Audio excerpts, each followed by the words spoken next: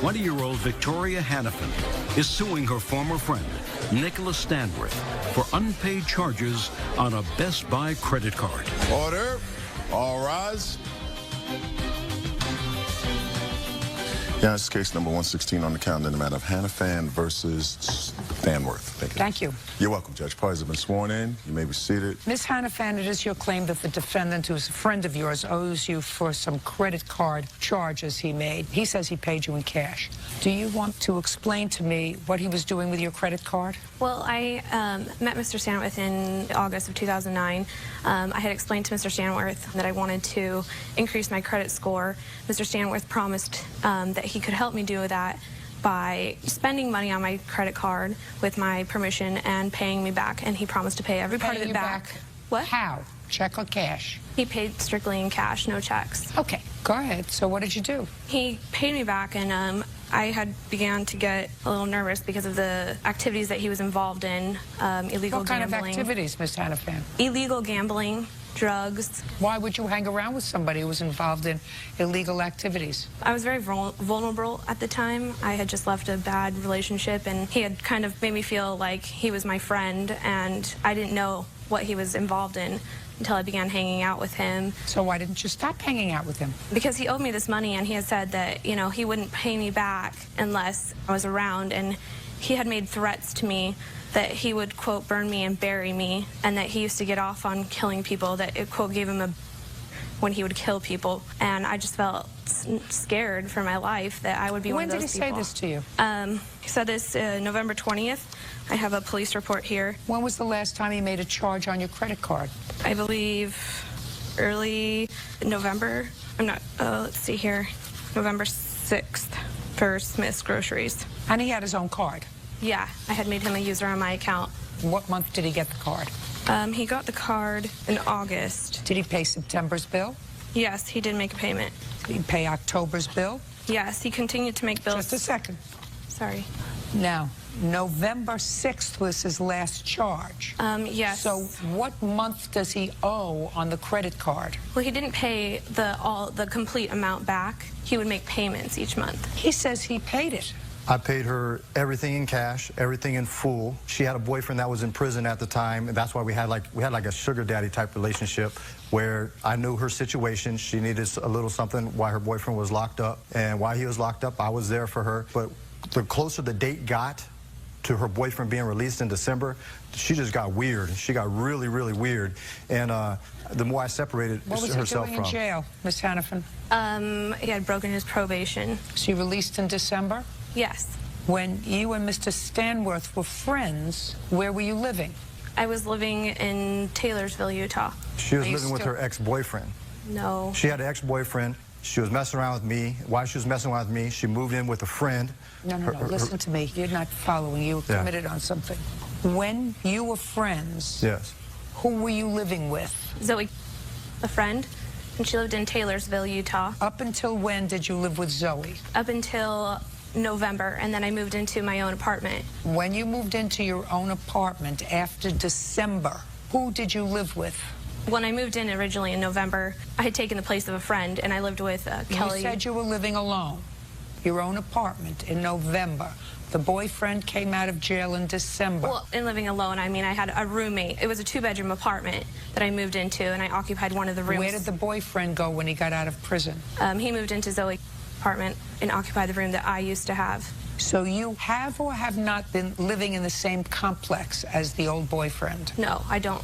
I didn't ever live in the same complex as him. He wasn't my boyfriend. We were just friends. I would go and visit him every Tuesday, but he was just my friend. Where would you visit him? At the Davis County Jail. How am I supposed to tell that Mr. Stanworth owes you money if he paid you in cash and you never gave him receipts? I don't know. I mean, I've documented every payment that he's given me. He never wanted a receipt, and it was strictly in cash. I've never not made a payment with the cash that he's given me. May I interject something? Our credit cards were linked. She was also spending money on those credit cards, and I never received an itemized statement of what was being paid. I always knew what I bought. I'm very good with money, and every time I bought something, I paid her in full for it, cash, to pay it right away. I'm not one to wait 30 days. You look on my current credit card statements, all my bills are paid in advance. Why were you using her credit card, Mr. She got a credit card in her name. I did promise her I'd help her with her credit. I did promise that. Why were you using her credit card, Mr. Stanworth? To help her build her credit. I had the cash. She was a friend. We became close. Can I see the list of items on the credit card statement, please, Ms. Hannafin? There's 2 credit cards. There's a Best Buy account and a Bank of America account. Did you pay the Best Buy account? I don't know what the Best Buy is about. She was getting ready for her boyfriend to come out of prison. My understanding was a boyfriend. Appliance? The appliances were for Mr. Stanworth's home. He had purchased on my credit. What had happened is he said that, oh, this would help my credit score, and I believed him, and I shouldn't have, but I did, and he convinced me to open a credit card account with Best Buy, and we both applied on it. Unfortunately, Mr. Stanworth's credit was not well enough to get credit together, so I did it on my own, and he purchased a washer and dryer, a new refrigerator, and several TVs and direct TV boxes with that. And where are those items now? I'm not sure. They were taken to Mr. Stanworth's home. I never had possession of any of those items. Is that true? The only thing on that list, it was purchased with washer and dryer, and she was given cash for that. But it was purchased for you. It was purchased for the home because she was staying with me also. She forgot to mention that. And I do believe in one of the statements. Who has the washer and dryer now? I don't. It's gone. Where is it? I moved out of that place. I'm in a new house. It was left there. Something's wrong with you. No, nothing's wrong with it. Oh, something's wrong with you. Unless you sold it to the new people who moved in. No, I didn't Why in sell the it to the world new would you people. buy something that's 6 months old and just leave it there if you paid for it? I don't believe that, Mr. Stanworth. It is there until someone moves into the place, and then I will get the items. What kind of double talk is that? No, because I have a washer and dryer right now. It's on KSL, which is a site to sell it. Not double talk. I moved into a place that has a washer and dryer. What is on the internet? The washer and dryer is on the internet. So you're selling it? Yes, I am selling it. Judge Judy continues in a moment. My problem is I believe her just slightly more than I believe you. I mean, Yeah. I know you're a hustler. Oh, yeah. But I can't figure her out. And later today, Well, your friend Steve Yeah. didn't want a drunk Well, we were all drunk. fighting. Listen, sometimes you get drunk and you just make a lot of love. Sometimes you get drunk and you make a lot of fighting. real cases, real people. Judge Judy. Victoria Hannafin says former friend Nicholas Stanworth owes for unpaid credit card charges.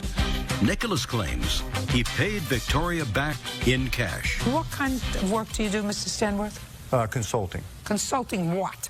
I work for the Sundance Film Festival once a year. When the movies come up there, I set up events at the Sundance Film Festival for certain companies that come in. I present them marketing ideas. If they want certain events such as poker parties. What do you do for a living, Mr. Stanworth? You're Consulting. double talking me. That's consulting. That's what I do. That's what you do. Yeah. And did you file a tax return this year? Yes, I did. How much did you earn? $85,000. Doing what? I consult. These people here in LA pay very good money for setting up events. Indie Film Festival, I set up all their poker parties. I also did a celebrity poker tournament Where up do there. you live here in LA? I don't live here. I live in Salt Lake City. And what you're telling me is you have clients here who paid you $85,000 to do consulting work for the Sundance Film Festival. Yeah, but you put a lot of work in. You set up the events. The 2 years before that, I made $250,000. What you're telling me is that you do that for a one-time event at the Sundance Film Festival. It's a one-time event, and sometimes I get to go to the... You know, I have trouble believing these stories that sound very bizarre to me. Well, that's what I do, and I also, through there, you get other events such as the Super Bowl. You can do Super Bowl parties, Kentucky Derby. Not can do. I didn't ask you what you can do. I asked you what you do. And that's what I do, Sundance Film Festival, and I do other things. I set up parties for other people. Bert, you're following this. I'm hearing it. Yeah. That's right. All right. It's work. It's work, and you know what? People pay well to have a good time, and, you know, sometimes you do charity events, sometimes you do other things, but it's work. Ever gamble? Yes, I do. What kind of gambling? World Series of Poker is going on right now. I'm here missing it. It's in Vegas for a month. What other kind of gambling? Pretty much poker. I bet on sports. Did well on the Lakers, beating the Jazz this year. No, did quite well. I was in Vegas for that. Won a lot of money. The Jazz were favored. Lakers are a better team. That way you'd have a lot of cash. Yes, I do, and I deal Now, in cash. You have a debit card, Yes. which means that you have a bank account. Yes, I have 4 accounts. And when you have a bank account, you have checks. No, I actually do not have checks. Only for my NMP consulting. Only my consulting business. How old are you? 32. Why wouldn't a 32-year-old man who earned $250,000 the year before and $85,000 this year have checks? and instead keep all of his money in cash and pay his bills in cash? Just the nature of my business. Gamblers, we keep a lot of money in cash. Now we're talking. Yes, we keep a lot of money. Consulting people don't. Because consulting people are not paid in cash. Consulting people are paid by businesses by check. I have checks deposited into the business account. And? I write checks from the business account for materials for business gigs that I do. And how are you paid from the business, sir?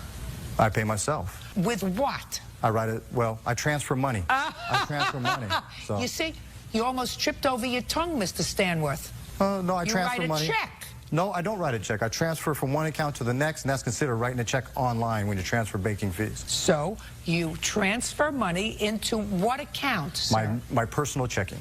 Your personal checking. Checking. And savings. When you have a checking account, you have, what do you have when you have a checking account? Checks. Checks. But I chose not to have checks. I use my check card as my checks. You know, my problem is I believe her just slightly more than I believe you. I mean, I know you're a hustler. Oh, yeah. I know you're a hustler. I know that that's how you make your living. You're a hustler. But I can't figure her out, you know? She's got this passive-aggressive thing that I'm just not getting. I got you, Mr. Stanworth. Well, you can look at the bank statements. This girl. I got you. Yeah. But you know, I really don't get her right away. But I know one thing. A lot of stuff is charged here, and she's not asking for all that money. No. Because she says that you paid her a good portion of it. Yes. I mean, on one she says you paid her $700, on one you paid $8,000. You paid a lot of money for purchases that you made. She gives you credit for a lot of those things, because all she says you owe her is $1,800. And one of the things that I found troubling, Mr. Stanworth, was that you said, and besides paying her in cash, I gave her a very good deal on a used car. No, well, I didn't give her the used. I had a used car. She got rid of her Toyota 4Runner. Did you just say no to me, Mr. Stanworth? You want me to read what you wrote? No, you're absolutely correct. Judge Judy continues in a moment.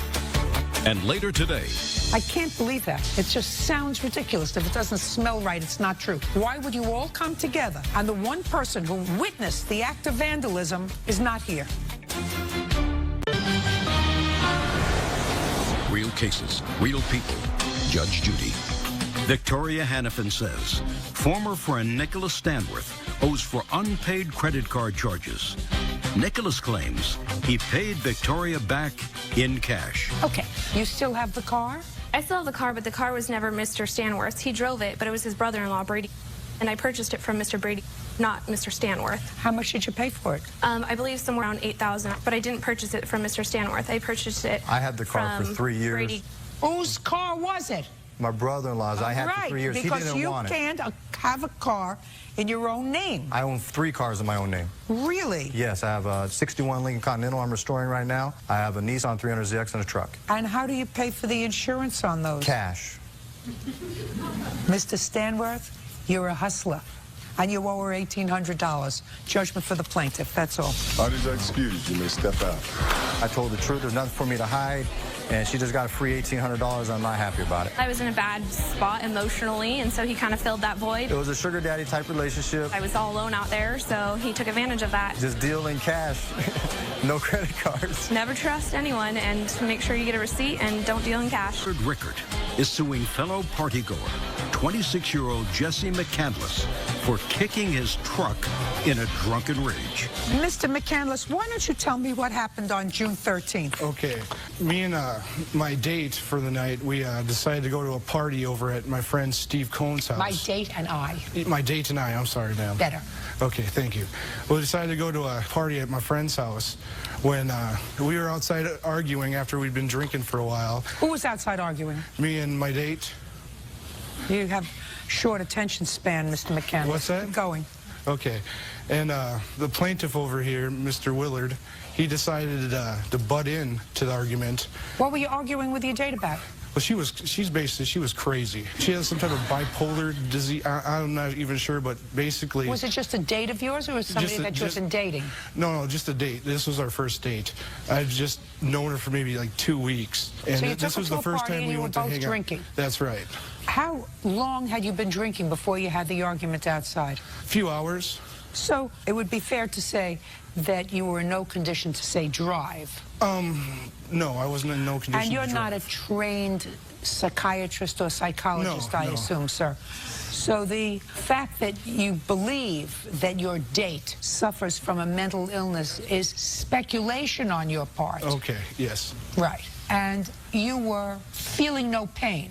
Exactly, feeling Right. pretty good. So you were arguing with her outside, and the plaintiff came out to intervene. That's right. And what happened? And he basically, he told me... He Don't got look in my over there face. on the carpet. Look at my I'm sorry. eyes. He got into my face and he told me that I had to leave. And I had told him that I wasn't going to leave. Why not? Well, I was drinking with everyone else. I was at my friend Steve's house and... Well, your friend Steve didn't want a drunk, Well, we were all drunk. fighting. Listen, sometimes you get drunk and you just make a lot of love. And sometimes you get drunk and you make a lot of fighting and noise, which is, I assume, why you were asked to leave, because you were making a lot of noise. Right, okay. Right? Right, I'm sorry. Okay, so he told you to leave and you said, I'm not leaving, I'm That's drinking. right. Go ahead. Okay, and then that's when Willard decided he was going to push me and I landed into his truck. You mean this person? This person pushed you. Pushed me, and I Pushed stumbled you. back into his truck, Causing a dent. causing the dent. Which is what you're suing over. Is that correct, sir? Correct. The dent. Correct. May I see the dent on the car? Yes, ma'am.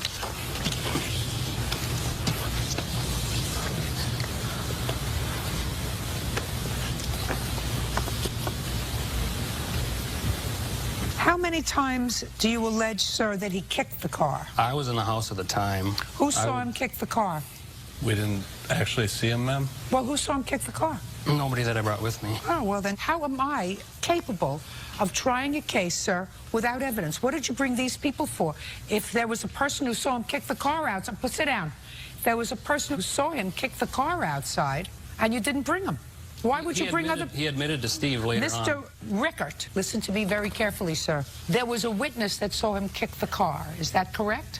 I'm sure there was. I was inside the house at the time. Well, somebody came in and said that he kicked the car, right? Right. Do you know who that was? No, I do not. Do you know who it was? Yes, ma'am. Who? Her name's Samantha. Well, then, that could have been easily transmitted to you, sir. And I don't understand why Samantha didn't come in to court today to testify that she saw him kick the car. Judge Judy continues in a moment. Want justice? Go to judgejudy.com or call 1-888-800-JUDY. Okay, I just have a few questions for you. When did you tell the plaintiff that Samantha witnessed him kicking the car? I don't believe I told the plaintiff that Samantha Why witnessed. would you travel all the way here and not tell the plaintiff that there was a witness to the incident? I don't believe that. I can't believe that. It just sounds ridiculous. If it doesn't smell right, it's not true. Why would you all come together and the one person who witnessed the act of vandalism is not here? Your Honor, he's had contact with my insurance agent, and he admitted on the phone to my insurance agent and Steve here. That, just a second. I'm not hearing that. That's hearsay. I have letters from my insurance agent. That's hearsay, sir. Letters are hearsay. I don't understand why you have a witness and you didn't bring that witness. Goodbye.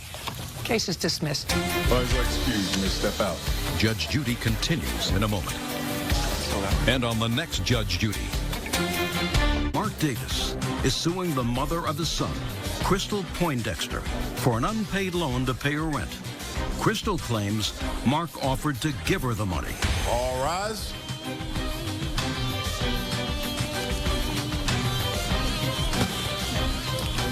Ladies. Yeah, it's case number 115 on the calendar, the matter of Davis versus Poindexter. Thank you. You're welcome. Judge parties have been sworn in. You may be seated. Folks, have a seat. Mr. Davis, you and the defendant have a child together, a grown child. I assume that's you. Is that correct? Yes. And how many children do you have? 2. How old are they? He's 25. My daughter's 15. Now, Mr. Davis says that he loaned you some money. You were at risk of being evicted. You've maintained a cordial relationship over the years. Would that be correct? No, it wasn't really cordial. I mean, now and then I would see her when I go see my son, and that's it. When I say cordial, cordial enough for you to know that she was in need of funds. No, because at the time she was with a man, so I think things Well, was tell me, taken care Mr. of. Davis, then, Yes. how did this loan come about, sir? Well, she had called me up and she was talking to me about things, and then Well, if she called you up and she was talking to you, Mr. Davis, then I have to assume that your relationship was cordial. Well, yeah, okay. I mean, why do you say no? Just because a woman says something to you, your immediate reaction is no, it's wrong? No. True. Huh? I said true. Who's that lady? It's my sister. Sister's got the number. Yeah. Yeah. You learn early on at school when you play antonyms, homonyms, and synonyms. You say yes, no, black, white, day, night, rain, shine. Just because female says it doesn't mean it's always wrong, Mr. Davis. So you and the defendant had a cordial relationship. Yes. Cordial enough for you to speak to each other, and she called you up and told you she was having financial difficulty. Yes. Now, see how easy that is? Very easy. When did that happen? It happened on the 26th of December, 2009. Did you call her or did she call you? She called me. And what did she say when she called you? When she called me, I didn't know who she was at first because, you know, I haven't heard from her in a while. And she How doesn't long? have months. It's been some months. It's been some months. And she didn't have my number. My son has my number. So when she called and she said, I'm Crystal. I'm like, Crystal? Who? Crystal. Then it finally hit and she said, you know, your son's mother. So I'm like, oh. So I said, what do you want? And, you know, we were talking, and she came up 3 separate times about she's behind in her rent. So on the 3rd time, I asked her if she wanted to make a loan, and she said yes. So I said, okay, well, how much you want to borrow? She said, well, maybe about like $5,000. I said, well, make it light on yourself where you can pay me back. So she came up $2,000. Go ahead. And I went over there, and I got to the house. I saw my son. I gave him my envelope with money. It's all $200. How much did you give? $200. I know, my son, I gave him $200. Her daughter, who was not my child, I gave her $50. I guess I was being Mr. Santa Claus. Did your father give you $200? Yeah. He said it was a gift? Yeah. Did he give your sister money? Yes. Give her $50? Yes. Great. Go ahead. Then I went to the living room and I spoke with Miss Poindexter here. And I told her, I'm giving this money and it's a loan. When am I getting my money back? She told me that I would get the money back when she gets an income tax check. The old line, I fell for it, which was supposed to be in March. And I gave her the money. I sat there for a while Where did you get the money from? I had money in a bank, and plus I had an inheritance. My grandparents had passed away, and loaned me a little. When did you get this inheritance? I think it was in November, ma'am. Did your sister get inheritance too? Yes, ma'am. How much did you get? It must have been a total of $80,000. Okay. So I went to the house, gave her the money. I stayed for a little while longer, and I left. Sometime in March, you know, I called her up to find out when am I getting my money back. She said she didn't have to pay me my money. Okay. Go. When I first called him, it was to find out how his mother was doing, because I found out his mother was in the hospital. He wouldn't let my son see his mother at all. Listen to me very carefully. I want you to tell me what you said to him when you called him. Could my son see your mother in the hospital? He said no. Then we started talking, and I did tell him that I was... Just a second. Did he tell you why? No, he didn't tell me why. My son told me why, that she has cancer. Okay, so he didn't go over to see you and bring you money and be a nasty man by purposely preventing your son from seeing his mother. If his mother was ill in the hospital with cancer, it's very possible she didn't want to see anybody, or he felt as if he was protecting his son from seeing his mother at that point. Whatever it was. Don't paint him to be a worse person than he is. Yes. Yeah. Because you claim that he didn't contribute financially to raising his son for a very long time, which is why you don't owe him this money. Right. That's your defense. Now, I want to know the conversation that you had with him when you called him. Okay, I told him as we was talking that I was in arrears. He asked me, would you like... You were in arrears of what? Of getting evicted from my apartment. Who were you living in your apartment with? Me, my son, and my daughter. Nobody else? No. No boyfriend? No, just Okay. us three. And? And he said, what is your arrears? I told him what the arrears was. He said, well, I could give you $2,000. That's just what he said, Your Honor. Go ahead, I can give you $2,000. $2,000. And when did you tell him that you would be able to pay him back? When he started harassing me by calling me? No. On the phone, I didn't. With your income tax check? When he started harassing me over the phones and calling me. In what month was that? In March, when he started calling me. Okay, sorry. In March, when you would ordinarily get your tax return. So what did you say to him? I told him, I can't pay you back right now because I'm trying to get my situation together as far as making sure I can pay my bills. So please, I feel that you owe me because I took care of your son. And then that's when he told me, no, I want my money. I'm going to take you to court. No, matter of fact, I'm not going to take you to court. I'm going to take you to the streets. I know some people in Queens. So we went through all of that, Your Honor. He threatened my life. My daughter heard it, my son heard it. So now I'm scared because he threatened me, and now I got to watch my back every day to see, make sure over this money. Ms. Poindexter, yes. I'm going to explain it to you very easily. Judge Judy continues in a moment. What do you do? Right now, I'm not doing nothing. Did you graduate from high school? No. Oh, that would be something for you to do, at least get a GED if you're not doing anything else. Yeah, you're right. Oh, I know I'm right. And later today. What did you learn from your life class? What did you learn there? I learned a lot today. You didn't learn to pay your debts. That you didn't learn. Real cases, real people. Judge Judy. Mark Davis says the mother of his son, Crystal Poindexter, owes for a loan to pay her rent. Now, Mr. Davis should never resort to threats. Yes. And resort to what he considers street justice. Yes. Neither should you. No. Which is what you did. You borrowed this money from him because you were in arrears in your rent and you had trouble paying your bills. And then when you began to reflect on it and think about it, you said, you know what? He really wasn't a supportive father and didn't pay his fair share for 20 years. I don't owe him this money. It's unreasonable for him to ask me to pay him back this money, because that's what you say in your answer. But that's what you say in your answer. That, too, is a different form of street justice. Yes, Your Honor. It says, listen, I didn't get what I felt was fair, so I'm going to take matters into my own hands. If you thought that he owed you money, what you do is you take him to court. Yes. But you don't borrow money if you're in a state of an emergency and then decide to change the rules because of some alleged past slight or past irresponsible behavior.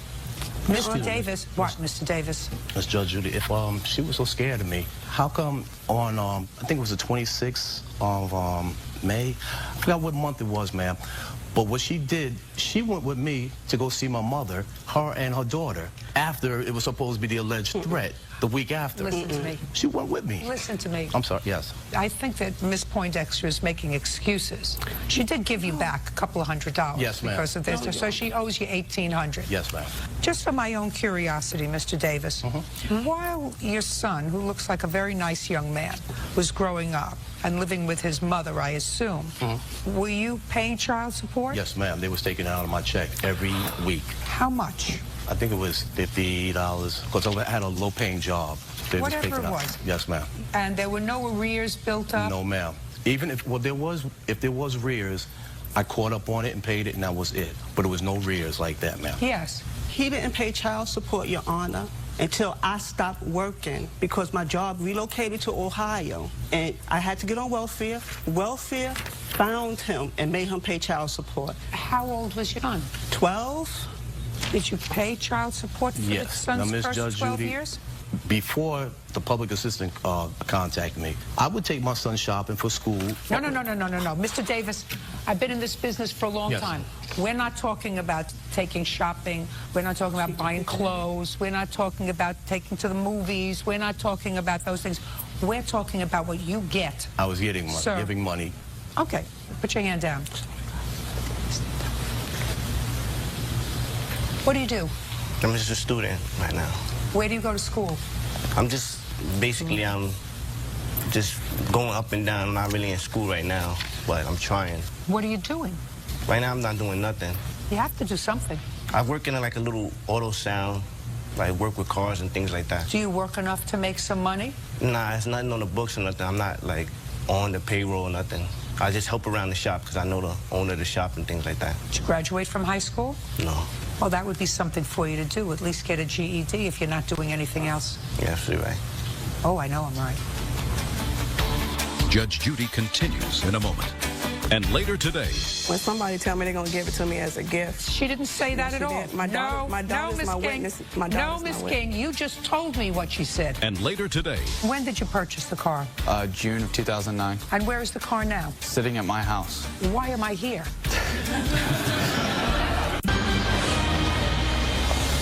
real cases, real people. Judge Judy.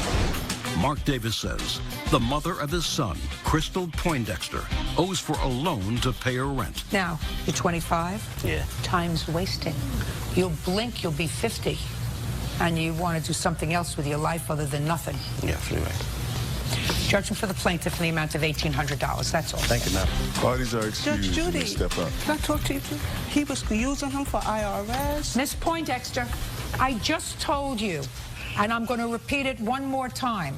He made a loan, which is what you asked him for. You changed the rules when you decided that he hadn't paid you any reasonable amount of support for your child. You can't do that. You had an agreement to pay him when you got your tax returns. You can't change that agreement. You owe him the money. Okay, that's all. Parties are excused. You may step out.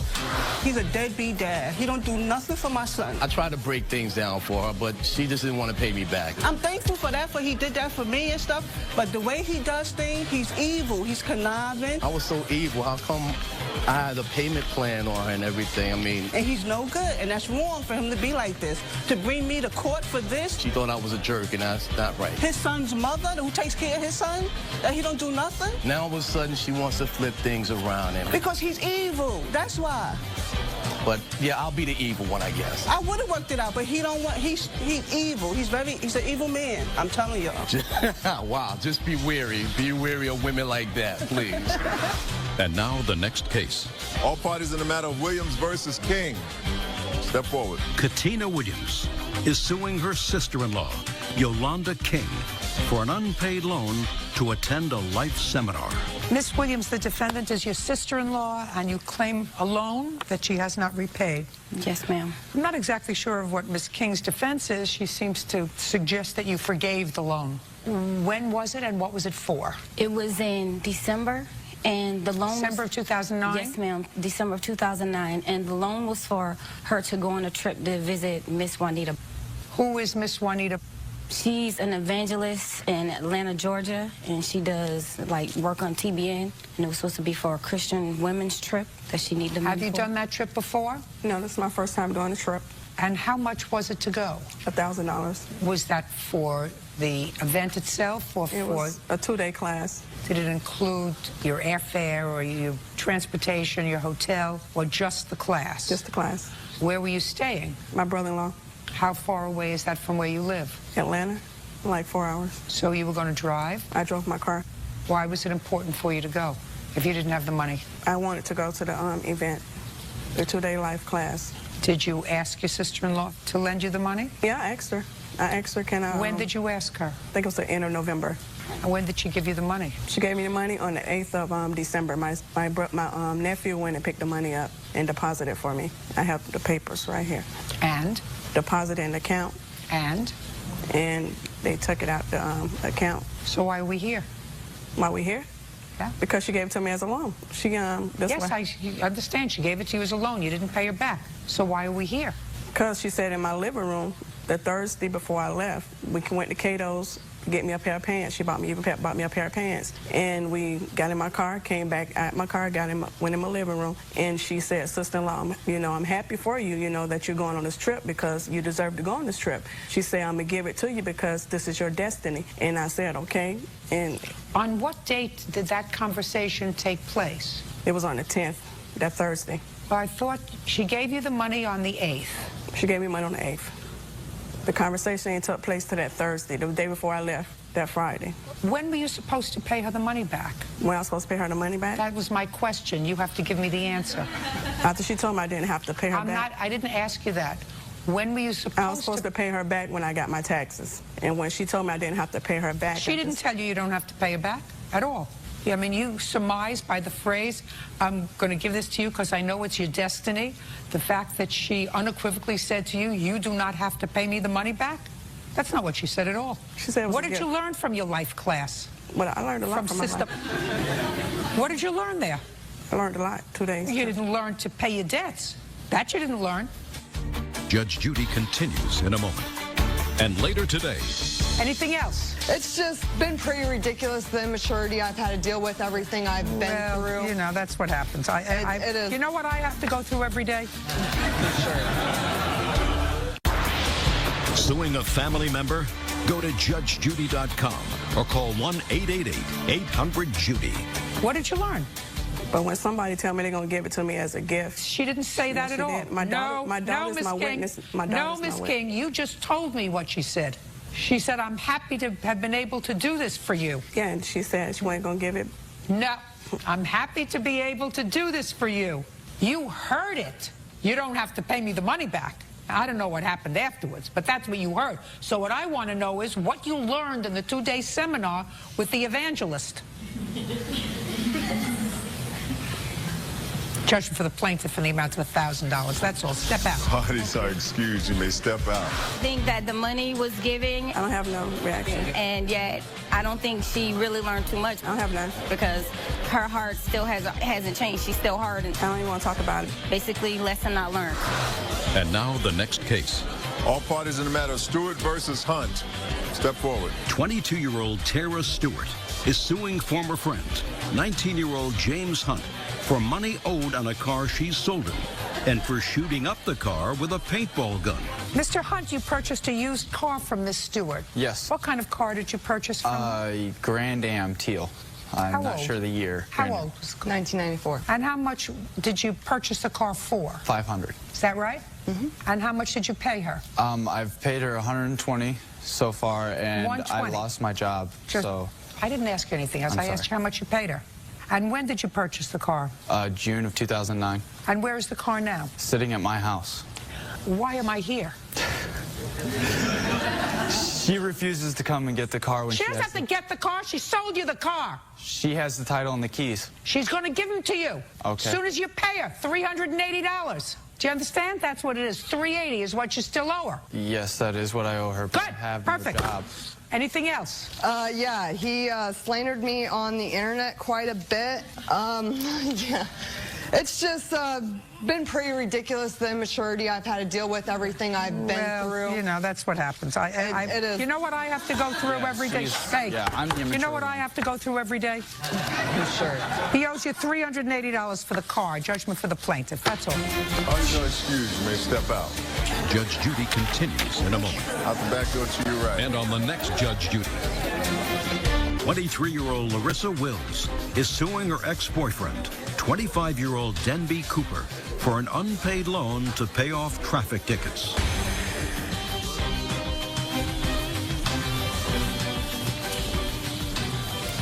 Yeah, it's case number 147 on the calendar, the matter of Wills versus Cooper. Parties have been sworn in. You may be seated. Ma'am, have a seat, please. Mr. Cooper, what do you do for a living, sir? I'm the head of domestic sales for a multi-million-dollar company. And how long have you had that job? Since about November of 2009. How much do you earn? $35,000 a year. Get commissions? Yes. Bonuses? Not yet. Have you gotten a commission? Not yet. So your base salary is $35,000. Right. Who do you live with? I live with my parents. What do they do for a living? My mother works for the county, and my father owns a construction company. When were you and Miss Wills planning to get married? We hadn't set a date. It was something that we had talked about loosely. We were trying to get all of our ducks in a pond first. At the time, I was unemployed. I wanted to make sure we moved out first, lived together.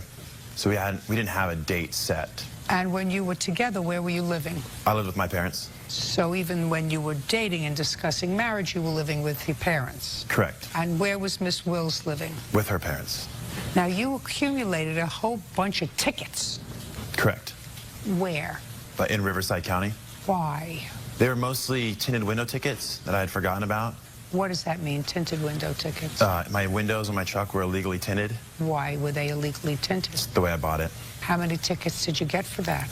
I think the total was maybe 4. What else did you get tickets for?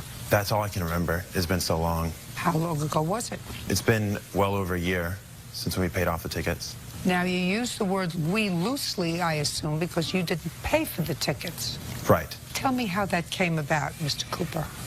When we were planning on getting married, I was planning on becoming a police officer. Something like this was holding me back, and we were planning on going to Vegas. I got pulled over, and he said I didn't have a license, which I was unaware of, and we were still going to Vegas. So you had no license? Right. You were pulled over, and you were driving? Right. Without a license? Right. What do you mean you weren't aware of the fact you didn't have a license? I never received a letter from the DMV in the mail. Of course you did. If you've been living with your parents your whole life, you got it in the mail, you ignored it. I just moved back home. You ignored your tinted windows. You moved back home from where? Temecula. Who were you living in Temecula with? Friends of mine. Is that where you got the tickets for tinted windows? That's where I assume my mail was forwarded, and I had never received it since then. How long were you living with friends in Temecula? Well over a year. And what's the current address on your driver's license? Riverside. And were you living in Riverside when you got your driver's license? Yes. How old are you? 25. And how long is a driver's license valid for? I don't know. 4 years, 5 years, 10 years, as long as a driver's license is valid in the state of California. I do not know. Do you have your driver's license with you? I don't have it on me, no. So what you're trying to tell me, Mr. Cooper, is you went to motor vehicles and changed your address when you were living in Temecula? I changed my address to Temecula. When I came back home, I never changed it back. They send your mail where your driver's license indicates that you live.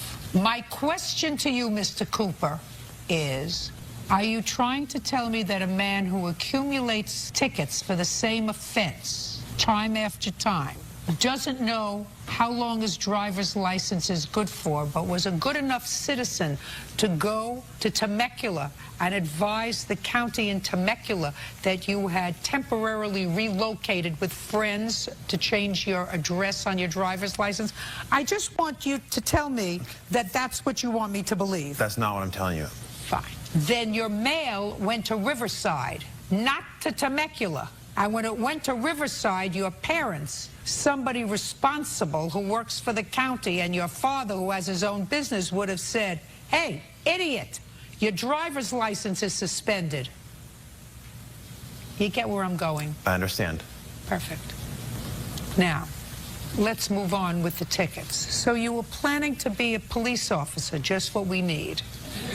And this was holding you back because you were on your way to Vegas and you got pulled over and you had no driver's license. Did they impound your truck? No, I wasn't on my way to Vegas when I got pulled over. Oh, I thought you were on your way to Vegas. It was something that we had planned to do. Oh, so you weren't on your way there. No. You got pulled over in Riverside. Correct. And they said your license has been suspended because you didn't pay all these tickets. Correct. Who was in the truck with you? Nobody. So what happened to your truck? I turned around and went home. They let you drive home with no license? I was a quarter mile from my house. They let you drive home with Correct. no license. And what did you do when you got home? Tried to figure out why I didn't have a license. And did you figure it out? I did. What did you figure? The culmination of all the tickets that I had. So you must have called somebody to find out. Did you ask your mom to help you? No. How did you find out? Went to the DMV. The DMV told me. You went yourself? Right. How did you get there? I had a friend drive me. Great. And when you got to the DMV, you found out that you had accumulated these tickets with fines. To what amount? Roughly $2,600-ish. $2,600-ish. Got it. So then what did you do? Had to find out what the tickets were for. Had to find out how to pay them off. How did you pay them off? I didn't pay them off. Well, they were paid off. Correct. How did that happen? Larissa paid them off. Tell me how that happened. Before we went to Vegas, she said that she didn't want to drive, and I was gonna set up a payment plan, but it would take too long to pay off all the tickets. So the end result would be... Which means you wouldn't have a license. Correct, which means I couldn't drive to Vegas. Go ahead. Okay. Then Larissa didn't want to drive to Vegas. We were going with a group of friends. So she offered to pay them off for me. What did she say? She said... No, don't look there. Oh, I'm sorry. I'm trying to remember the best I can, too. She said something along the lines that she had a credit card or she had money, because I don't have a credit card, and that she offered to pay them off for me. Not offered. She said something to you. She said she will pay them off for me. Okay. Now, how were you supposed to pay her back? I wasn't supposed to pay her back. That's a lie, Well, Your Honor. You were going to make a payment plan with the people in Temecula. Riverside. Or Riverside. Correct. Oh, these tickets were from Riverside. Fabulous. Good. You were going to make a payment plan with the people in Riverside, and they are strangers to you. Correct. Why wouldn't you at least make a payment plan with your girlfriend and say, listen, if you pay them off for me, I'll at least give you what I was going to pay to the county? Correct. Why didn't you? Stop saying correct. Why wouldn't you say that to her? I didn't need to. She offered it as a gift. That's a lie. No. Why wouldn't you say that to her? Because I didn't. Why? Because it was a gift. He did say that to me, Your Honor. Just a second. Judge Judy continues in a moment. I assumed it to be a gift. It was brought to me as a gift. I wouldn't offer to pay my grandma for a sweater for Christmas. Don't be a wise guy with me. Why didn't you ask your mother who works for the county or your father who has his own business? They said no. Because you're a bum. And later today. I want you to start to think. You didn't think you were coming to the beach today, and you knew what she was suing you for. So let's start to think and not act like a goofball, okay, sir? Real cases, real people. Judge Judy. Larissa Wills says ex-boyfriend Denby Cooper owes for a large loan to pay off traffic tickets. Now, what I'm asking you is, why wouldn't you say that to her? Sweetheart, they're my tickets. I got them. I was wrong. I don't want you to take out money from a credit card. As it happens, she says she borrowed it from her mother's credit card and then paid her mother back. But I don't want you to be out the money. It's my fault. It's my responsibility. If you pay it off up front so that I can have a license, you know, I'll pay you and your mother back slowly. Why wouldn't a person like you do that? Because I didn't, Your Honor. Because I assumed it to be a gift. It was brought to me as a gift. I wouldn't offer to pay my grandma for a sweater for Christmas. Why didn't, listen, don't be a wise guy with me. Why didn't you ask your mother who works for the county or your father who has his own business? Because they wouldn't pay for me. Why? They said no. Because you're a bum. I'm not a bum. Well, sure you were. You weren't working. Right. You were 24 years old. You're a bum. And you had no business going to Vegas. How are you going to Vegas if you were 24 years old, had no job? What were you going to do in Vegas? Stand on a corner? No. What were you going to do in Vegas? Go out with friends. We had a group of people who were going with us. And how were you going to go out? What were you going to use as barter? I had money. From what? I was working part-time. Part-time where? At a cell phone repair company. On the books or off the books? Off the books. Were you getting unemployment insurance? Yes. Huh? Always follow the money. That's why I love this job. How long were you working off the books while you were collecting unemployment? Not very long. I want the president to listen to this. Go ahead. Not How very long? Not very long. How long is not very long? Less than a month, 3 weeks. It wasn't a daily job. I fixed cell phones from home. You had enough to go to Vegas along with the government's help. Correct. We split the tab. You're a big boy. You eat a burger and a half. And you were going out with friends. That's not cheap in Vegas. So the couple of 3 days a week that maybe you worked for a cell phone company while collecting unemployment and saying you were looking for work, you must have earned really good money fixing cell phones. No. How much did you pay off for his tickets? It was $26.78. How much did he pay you back? $200. Lovely. Judgment for the plaintiff in the amount of $2,470. You get a ticket. It's your responsibility to pay it. Bye. Parties are excused. You may step out. I'm very happy with it. I was a little disappointed. I guess he just didn't want to pay me back for the tickets, and I couldn't get a hold of him. It was a gift. He told me to never call him again. I didn't want to talk to her anymore. He was mad at me because we broke up. After she broke up with me to be with somebody else, I had no desire to want to be with her anymore or talk to her. We just weren't good for each other. Don't trust women? Never loan people any money without a written agreement. And now the next case. All parties in the matter of McClellan versus Lotz. Step forward, please. Sammy McClellan is suing her ex-boyfriend, David Lotz, for loans for child support, rent, and an airline ticket. Miss McClellan, you met the defendant, according to the complaint that I read on the internet. You began to date him and made a series of loans to him. You no longer are involved in any sort of relationship. You want your money back. Mr. Lotz says that there was never any agreement to pay you back any of the money that you gave to him. And the one issue with regard to an airline ticket, you were unable to use it and you gave it to him as a gift. Mr. Lotz, When did you and the plaintiff begin a relationship? I don't know if I would call it a relationship per se. I talked to her online, and I think I saw her maybe a total of 4 times. And how long did it last? Until the time that I thought it was just non-conducive to have any contact with her whatsoever. Why was that?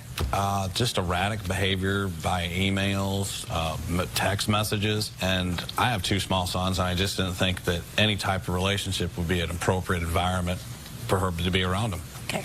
At what point did you decide that? Did you decide that before or after you took money from her? Well, it would be after. While you were taking money from her, everything was fine? We really didn't have a relationship per se except friendship. As I said, I saw her 3 times, 4 times. Was it clear to you, sir, that she had more of an interest in you than you had in her? No, not necessarily. How much money did you give her over the course of the brief time that you spent with her? None. How many gifts did you purchase for her? None. How much money did you take from her? It was roughly $2,000. And what did you take the money for? I had some past bills, and well, the $2,000 that would include the plane ticket that was a gift. Forget the plane ticket. I'm not interested in a plane ticket. She had a plane ticket that she couldn't use, and it was going to go to waste, and she gave it to you. Who cares? I'm interested in cash. Judge Judy continues in a moment. You were doing either some sort of courting or some sort of conning, or you're a pervert. You have 3 choices. Those are the only 3 choices I can come up with. Courting, conning, or a pervert. Real cases, real people. Judge Judy. Sammy McClellan says ex-boyfriend David Lotes owes for loans to pay his child support and rent. Now, Mr. Lotes, how much cash money did you take from Miss McClellan? About $1,700. Let me hear the first amount of money that you took from her. When was it and what was it for? I'm not sure the exact date, but I had some... I don't need an exact date. Give me a month and year. Roughly 4 months ago, last year. Well, 4 months ago would not be last year, sir. Your math is off. When was the first time he took money from you? It was on, actually, March 2nd. And what was it for, Mr. Lotes? I had some past due things that I had to pay. Like what? Various things. I don't know right now. I mean, we had a discussion. I want you to start to think. You didn't think you were coming to the beach today. And you knew what she was suing you for. So let's start to think and not act like a goofball. Okay, sir? What was the money for? You saw her, according to you, 3 or 4 times. In at least 2 of those 3 or 4 times, she gave you money. What was the first one for? I believe the first one is I had some utilities stuff and some insurance. How would she know that you had issues with your utilities and your insurance? We had extensive conversations via the internet and Facebook. That was basically the bulk of the relationship. You mean that you needed money? I was going through a very hard divorce, and I confided in her as a friend, and so she knew the situation of everything that was going on. Don't tell me what she knew. If you're courting a woman on the internet, which is what you were doing.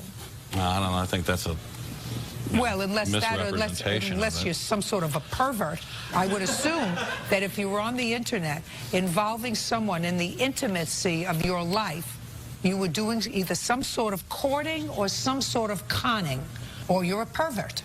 You have 3 choices. Those are the only 3 choices I can come up with.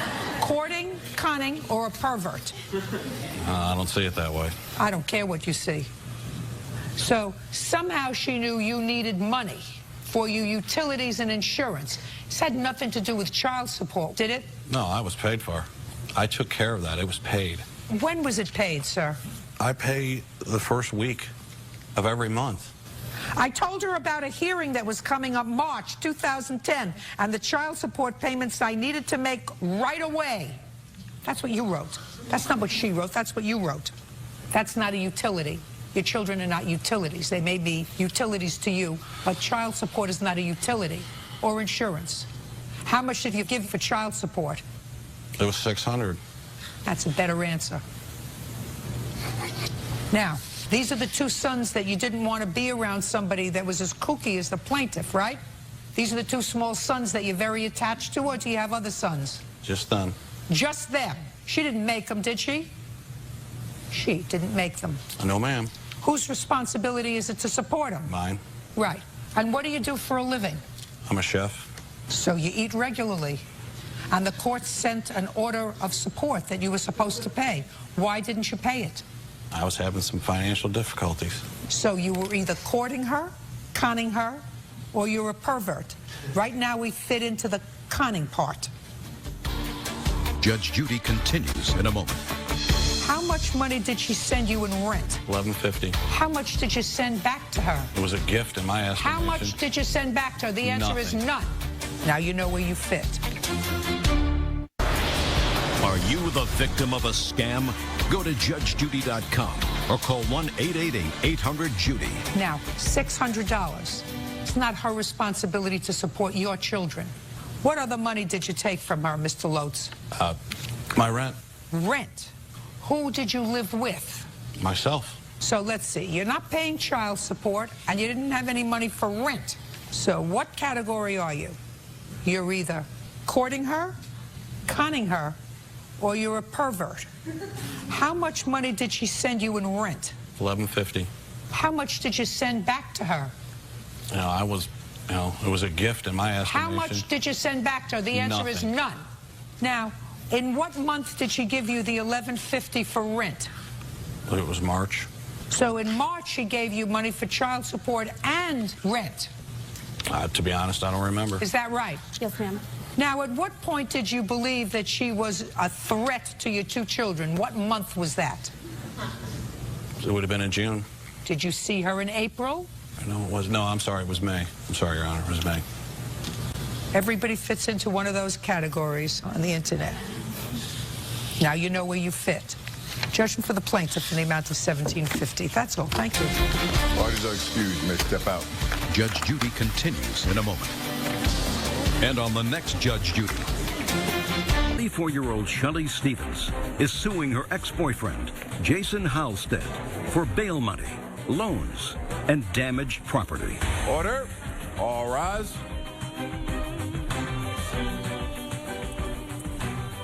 Yes, case number 174 on the calendar in the matter of Stevens versus Halstead. Thank you. You're welcome. Parties have been sworn in. You may be seated. Folks, have a seat. Ms. Stevens, your complaint alleges that the defendant, who was your boyfriend, owes you some money for loans. And Mr. Halstead says there was never actually an agreement to pay you back any of the money that he acknowledges that you advanced him. He said that they were gifts, he needed some cash, and you were going to be a couple, and you were more than happy to be generous when he needed it. Is that right? That's correct. What kind of work do you do, Mr. Halstead? I've been a network engineer for 11 years in the computer field. What kind of income do you have? Make 80 grand a year on top of commission. You've been working for the same company for 11 years? No. How long have you been working for your current company? Current company, I've been employed with them since February 22nd of 2010. And when did you and Ms. Stevens start a relationship? We started the relationship, met on February 14th. Of 2010. And you started this new job on February 22nd. Correct. So you started it a week later. Correct. Now, what was the first loan you gave him? Within the first couple of weeks, I got him loans for $1,613.35. For what? For work-related expenses for him. Explain that to me. I met him on February 14th, and soon after that, he got a job, and he said that he needed money for his work. So I lent him the money under the agreement. We had a verbal contract stating that he would pay me back upon his first paycheck. I have receipts. I'm listening. There was no agreement to that. Well, tell me how the work-related expenses, which she describes as work-related expenses, I assume some clothes. How did that come about? Basically, I had a business trip as we were starting our lives together and lived. You weren't starting your life together. You met on February 14th. You start your new job February 22nd. You need some clothes. Now you know each other a week. We also moved in together. When? Pretty much instantly. When you say instantly, you met February 14th where? We met through a mutual friend at somebody's birthday get-together at a local bar. And? And pretty much we're inseparable ever since. We clicked right away, had a really good rapport with her. She seemed like a genuine good person. And you had no place to live? I had a place to live. Where were you living? I was living out of my car and on friends' You were couch. living out of your car. So you connected right away, living out of your car. Yep. You met her. She was lonely, and she said, you might as well move in with me. She didn't have a place to live. She was living with her current boyfriend, who was 20 years older than her. So where did you move to? My condo, my apartment/condo that we have, and that I'm currently in. And how did you get that condo? I basically negotiated with my new employer to provide me with a loan in order to secure that place of living. And Miss Stevens moved in with you? Yes, ma'am. When? March 1st. When did she move out? End of May, I believe it was, middle of May. So she lived with you March and April and most of May. Correct.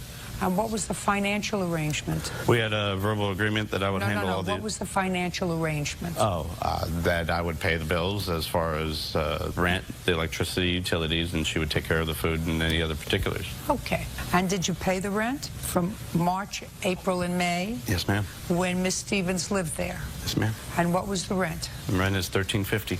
And where were you living prior to March? I was living with my ex-boyfriend of 5 years. And when did you start to date Mr. Halstead? On February 14th.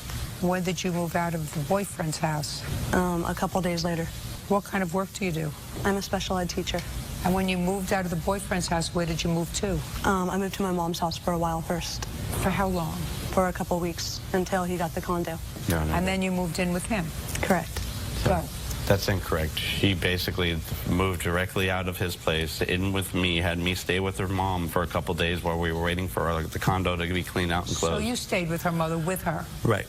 Okay. There was no separation period between her and her ex. And well, when she was staying with her mom. Well, with me. With you. Right. Well, that's a separation period. Okay. So you didn't pay anything in rent as a special ed teacher March, April, and May. Correct. Okay. Got it. So when we talked about the verbal agreement for the work-related expenses, my witness here was here when she heard Jason agree that he would promise that he would pay me back for all the work-related expenses listed here. I have receipts and credit card statements paid for my credit card made out in his name. What kind of expenses did you have March, April, and May? Gas, food, everything for us to survive on. I'm buying a home right now, so I had to put a large sum down for my deposit on my home that I am about to move into. That's your problem, Ms. Stevens. That's not his problem. He had my credit card. I spent everything for gas, groceries, utilities, cell phone bills, Comcast, etc., gas, insurance. I'd want to see that. Yeah. He says there was no agreement to pay you back the work-related expenses. That's his statement. I have a witness stating that she heard that. I'm not sure about it. Yeah. These are a bunch of credit card statements. Do those credit card statements have on them water, Comcast? Do they have those expenses on it? I'm not sure, Your Honor. Well, take a look. That's what I want to see. Okay.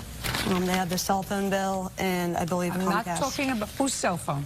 I paid for both our cell phone bills, Comcast, everything. You keep saying that. I just want to see it on your credit card statement. Don't show me the whole credit card statement. Bird, give her a pencil. She's not following me. Circle. Circle. Comcast. Power. Light. Water. Yeah. I found 2 expenses on here.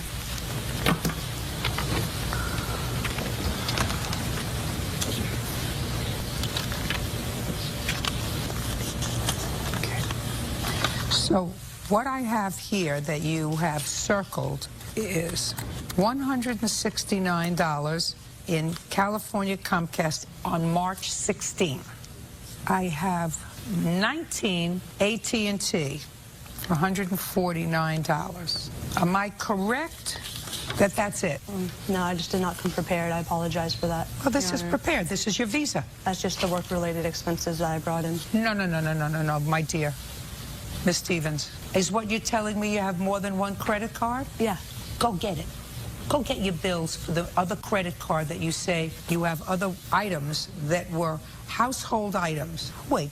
But don't waste my time, because all they have to do is fax them to you, and we can make arrangements to do that now. So far I have $318 that you have circled from February to April? I have a pile in the back about this tall of about $5,000 in expenses that I can go grab. Expenses for what? Groceries, utilities. Are they paid bills by you? And what did you pay them with? My other credit card. But most of them are groceries and other expenses. I only paid the Comcast and the AT&T bill. See what happens when you get the nose starts to twitter? Judge Judy continues in a moment. He's a con man. He's been doing this his whole life. He's a career criminal. When were you served with the restraining order? I mean, he's conned me. He's been conning people his whole life, and I can prove it with a background check. And later today. Can you do that? If not, I'm dismissing your case. Go back to your local small claims court and duke it out if some judge is idiot enough to do it. This judge is not that kind of an idiot. Real cases, real people. Judge Judy.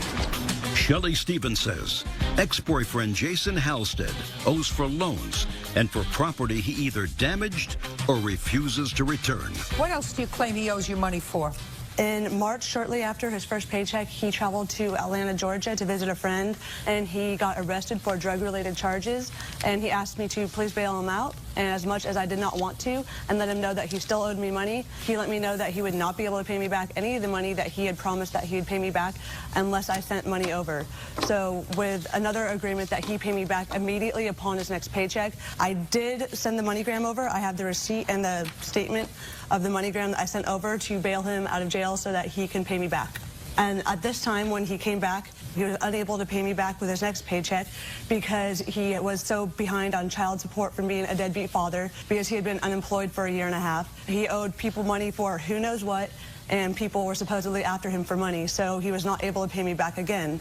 At this point, I got really upset, Your Honor, and that's when I went back in to get all of my items out of the house because he had not paid me back.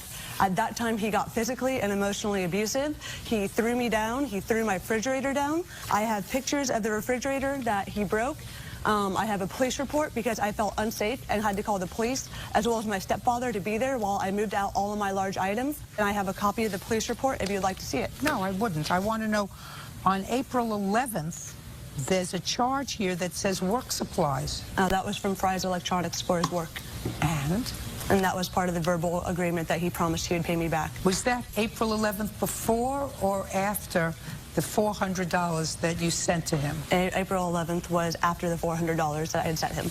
I was on March 27th that I sent him the $400 to bail him out of jail. I'll hear you now, sir. Go.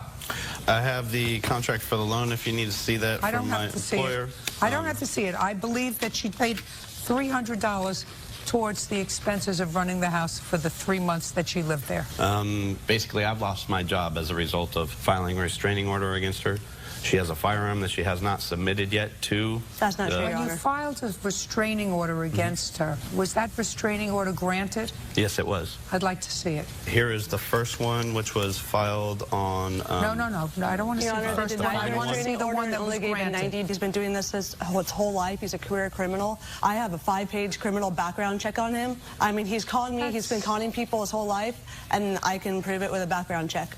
When were you served with the restraining order? On June 15th, which is the date that he promised he would pay me back, Your Honor. Stop with the money! Just answer my question. When were you served with the restraining order? And when was the first hearing date? It was yesterday. And what happened? The judge said that there was not sufficient evidence for a restraining order and that she would grant a temporary one for 90 days. So the answer is she granted a restraining order for 90 days. Yes. She didn't dismiss his application for a restraining order. Correct. She granted it for 90 days. Yes, Your Honor. And you were present. Yes. Got it. Your Honor, prior to that, he was upset because I was asking for the money that he had promised back, and he said that he was going to ruin my life. Ms. Stevens, I want you to think about this. One would like to think that someone who teaches children with special needs would exercise better judgment than moving in with somebody that she's known for a week. That's number one. Number two, when you lend somebody money and they don't pay you back, the dumb thing is to lend them more money. And then the dumber thing is to lend them more money after that and to allow them to continue to use your credit card. Now, that would make me feel sorry for you if you got taken in by Mr. Halstead and kept giving him money because you were crazy about him and you thought that you were going to have a life together. The thing that makes me less sympathetic towards you, Ms. Stevens, is that you really paid nothing for 3 months, which allows somebody who works for the Board of Education to save enough money, as you said, to put a down payment on a house. Judge Judy continues in a moment. And later today, do you expect courts to make a determination whether you own the vacuum cleaner? Do you actually expect a court to make that judgment? Yes. No, it doesn't work that way. You have to behave like grown-ups. real cases, real people. Judge Judy. Shelley Stevens says ex-boyfriend Jason Halstead owes for loans and for property he either damaged or refuses to return.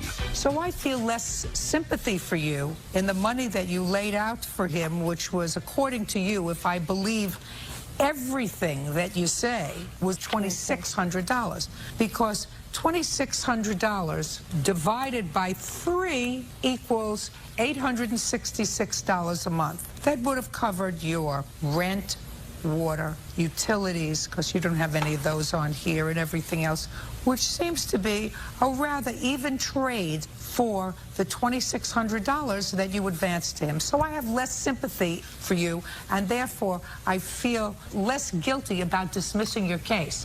Do you understand?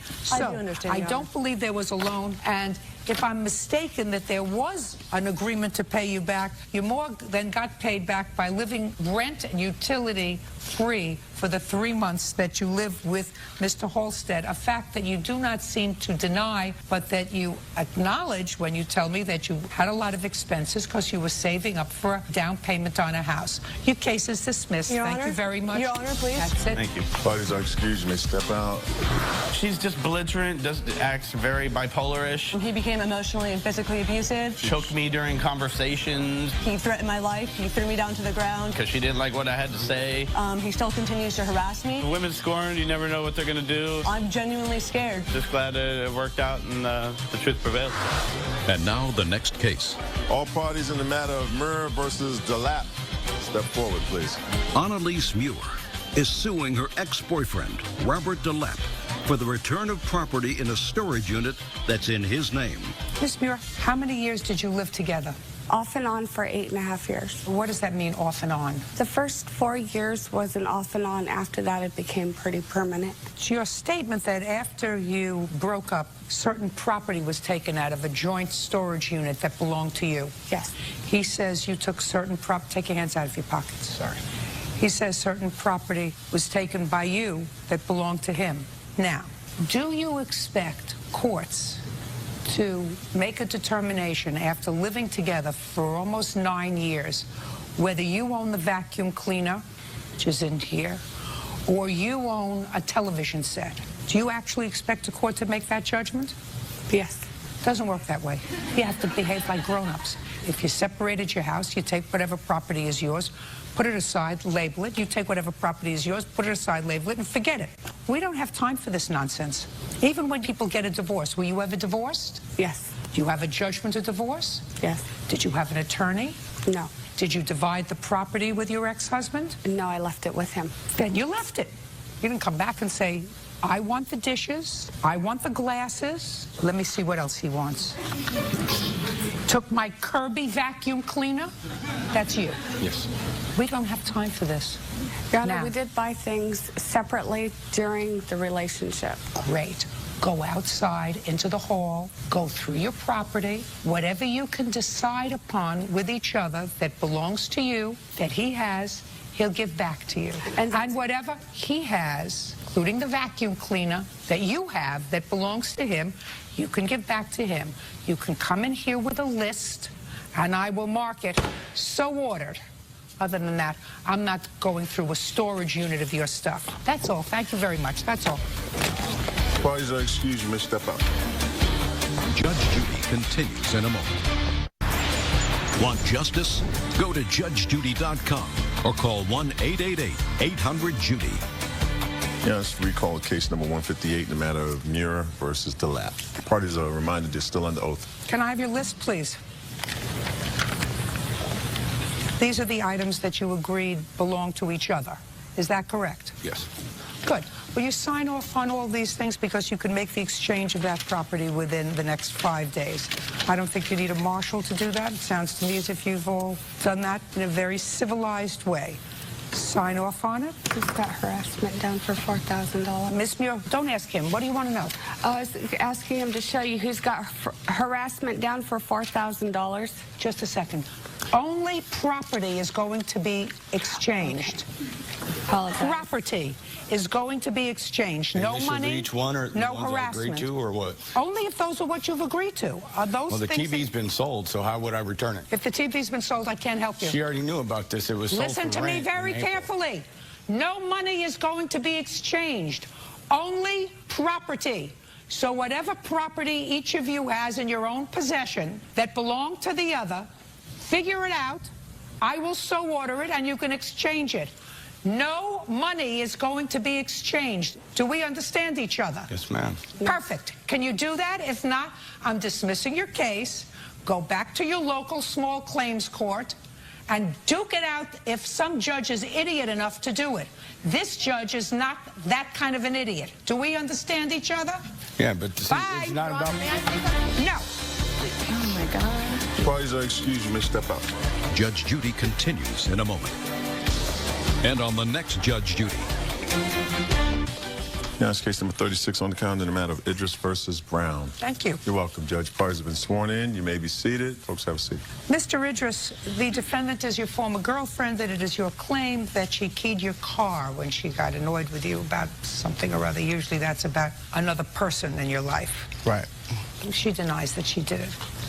When was your car vandalized? March 8th, Monday morning, around maybe from 10 to 11 a.m. And when had you and Miss Brown had a falling out? The previous night, she was at my house, which was March 7th. I picked her up around 4 o'clock in the afternoon. Came to my house, we hanged out like we usually do. Just, you know, sitting down, whatever like that. So, say, fast forward to about 9 p.m., I'm getting ready to take her home, and she goes to use the bathroom. So while she goes use the bathroom, she grabs my phone. I didn't notice. So she's in the bathroom for about 5 minutes going through my phone. Meanwhile, I don't know what's going on. I'm like, let's go, let me take you home. So she comes out the bathroom, starts screaming, starts, you know, going off, like, oh, what's these pictures in your phone of girls, something like that. I said, listen. Why did you take his phone? I didn't have no reason to take his phone. I just seen it on the counter, and I thought just to take it and look in the bathroom. And you took his phone in the bathroom in order to see who he had been contacting? Yes. Okay. And you found something on the phone that you didn't like? Yes. Okay. Now I got it. So, what happened? So, fast forward, she was angry, she seen the photos, so she's like, take me home, take me home, take me home now. So, whatever, we going downstairs. Meanwhile, I'm still kind of in my head, like, I mean, what is she really talking about? So we get in my car in the garage for me to take her home. The minute she steps into the car, she starts swinging at me, hitting me in my face. So I restrain her, like, chill, stop hitting me, what you doing? Like, chill, what are you doing? She's like, you know what? I'm going home. I got something. She get out the car, excuse my language, she gonna say, Just a minute, had you pulled out of your garage? No, I didn't even start the car yet. No, but at the time she got out of the car, had you gotten out of the garage? No, the car was still in the garage. Okay. So she get out the car, she dropped her keys, she's picking up her keys while I was holding her bag. I guess she dropped some stuff. So as she's walking out the car, excuse my language, she said, I got something for that A word, A. So in my head, I'm like, what can she possibly do to me to kind of... I don't care what was in your head. All right, well, that's what she said. So, I don't care what was in your head. I only care about what she said to you, okay, what you said to her, right, what you saw her do, right, and what she said she did. All right, well, that's what she said.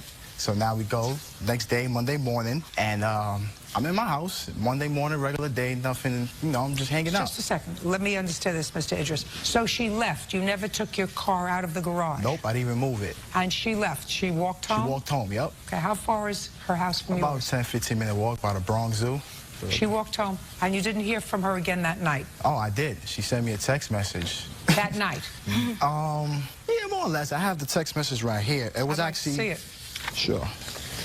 It was actually 7 in the morning, 7:13 in the morning. Okay, so the answer is you didn't hear from her again that night after about 9:30 at night? Right, yeah, nothing, just okay, a text you didn't hear from her, she didn't call you? Nope. And the next thing you got from her was a text message at 7 in the morning? Yes. So when you got this text message from her, I assume you went out to look at your car? Not right away, because she sent, her first text message, she said, enjoy your car. So I put a question mark. Like, what do you enjoy my car? So she sent me a text message back, and it was saying, enjoy your car, I'm not mad anymore. I guess she got me whatever she did to my car. I still don't know to this point. So I see the text message. I go downstairs to see what this enjoy your car means. I go downstairs. I see the car is keyed. So I'm looking like, oh, man, Can I see the photographs? Yeah, sure. Did you speak to her after you looked at your car? I was text messaging her saying, you know what? I'm about to file a lawsuit. You're about to get arrested for this. Well, so do you have those text messages? Sure. Right there.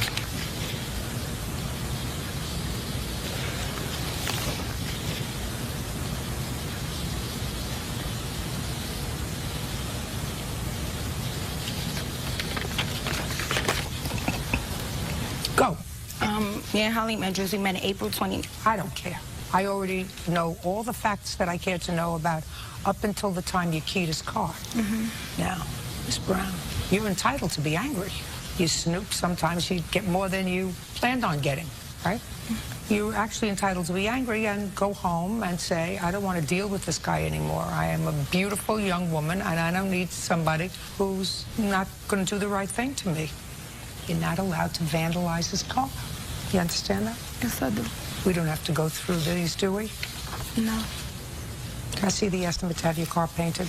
Yeah, I got 2 different estimates, so based on those. What year car is this, sir? It's a 93. All right, but you'd do me a favor, use that brand new book that we got and look up a 1993 Lexus. Mr. Idris would like a paint job for $9,000. Well, that's what the guy wrote up. I didn't, you know what I'm saying? I didn't. And I would like to see what he could buy a 1993 unscratched Lexus for. What does the other estimate say? I don't know, whatever, you're suing for $5,000. I have to see what your car is worth. Right. 1993 Lexus ES300, GS300, SC300. Which one? What kind of car do you have? LS400. LS400. Yes. While he's looking that up, Mr. Idris, when did you purchase this car? September of 2008. And what did you pay for it? Paid about 30. Not about. I don't want to hear about. $3,800. Okay. $4,025. Got a good deal on it back in 2008. How many miles did it have on it? 153,000. You want to give me a revised estimate on that? $3325. That sounds in fair condition. That sounds more like it. Now, you have to get a good paint job. Indeed. How much do you think a good paint job is going to cost you? Well, based on those estimates... I don't want to hear about it based on those estimates, sir. Your car is worth, at most, $3,000. Okay. How much do you think you're going to have it repaired for? Otherwise, you'll sign it over to Miss Brown. She can sell it, and you can get a new car for $3,000. What's your pleasure? I'm sorry? I didn't hear you. It was a little too fast. Judge Judy continues in a moment. Is he worth it? No, he's not. So, right? Show him the door. And later today... How long was she home with the children, raising your 4 children? Well, her, along with the maid that she had, was for quite a while, Your Honor. Just a second. Okay. Maid that you had. Well, a maid that you had. That we mutually had. That's better. Okay, I understand that. That's better. Real cases, real people. Judge Judy. Halim Idris says ex-girlfriend Chelsea Brown keyed his car in a jealous rage. How much do you think you're going to have the car painted for? About what you quoted, $33,000, $3,200, full paint job, and the bumper, because the bumper was damaged too. So paint job. About $3,000. You better get it done for $1,000, because that's all you're going to get. Wow. On a $3,000 car. Nobody should invest more than a third of the car to get it painted. So I guarantee you can find somebody in New York to get it painted for you for $1,000, right? I'll try. I think you should try. Have you had the car painted? No.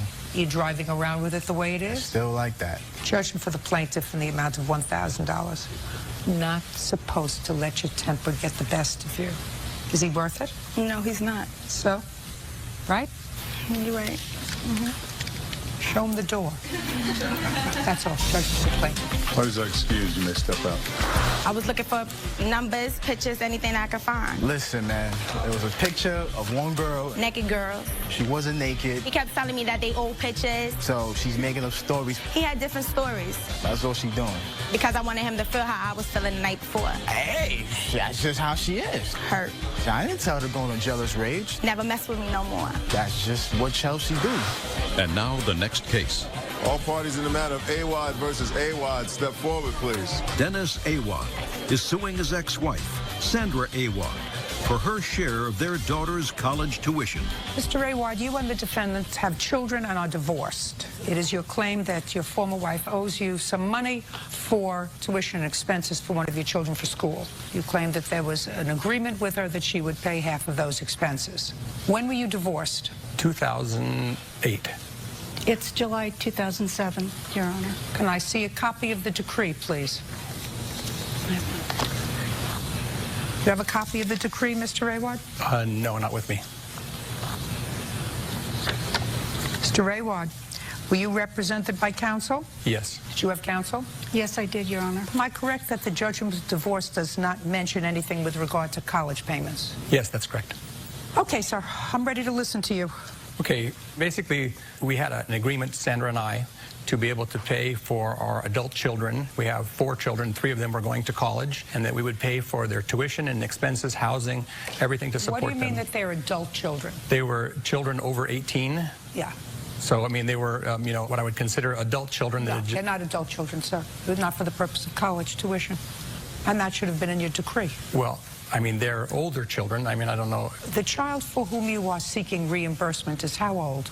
Today, she's 22. And for what year are you requesting reimbursement of her tuition? Your Honor, for this last year.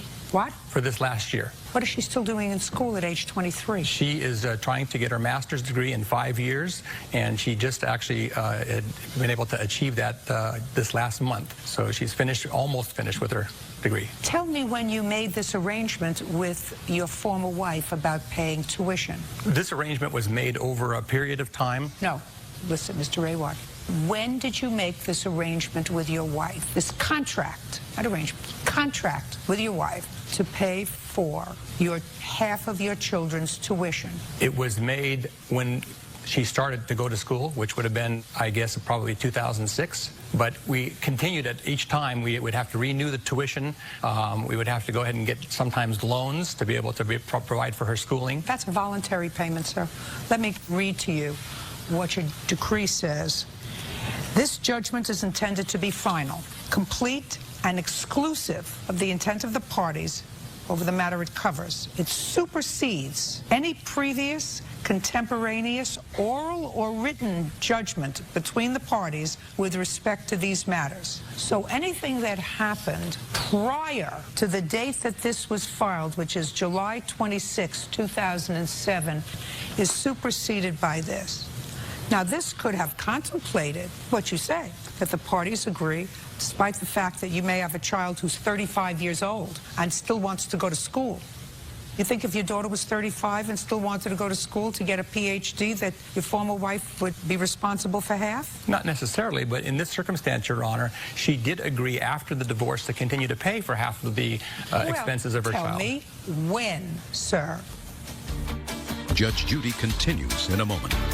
Here's a situation where I paid my ex-wife over $3 million, so she has plenty of money to be able to support and take care of her children, and it doesn't seem right. No, that's not true, sir. Real cases, real people. Judge Judy. Dennis Awad claims ex-wife Sandra Awad owes for half of their daughter's college tuition. Sandra says she doesn't have the money. Now, other than just paying, tell me when she said, I will continue to pay half of her expenses for as long as she goes to school. I can't give you an exact date, Your Honor, because it happened multiple times over many years. I can't help you, sir. I can't help you, sir. There are certain things as being parental and saying, listen, I'm sharing these expenses by sending you a check. That doesn't create a contract. That contemplates a voluntary act on her part.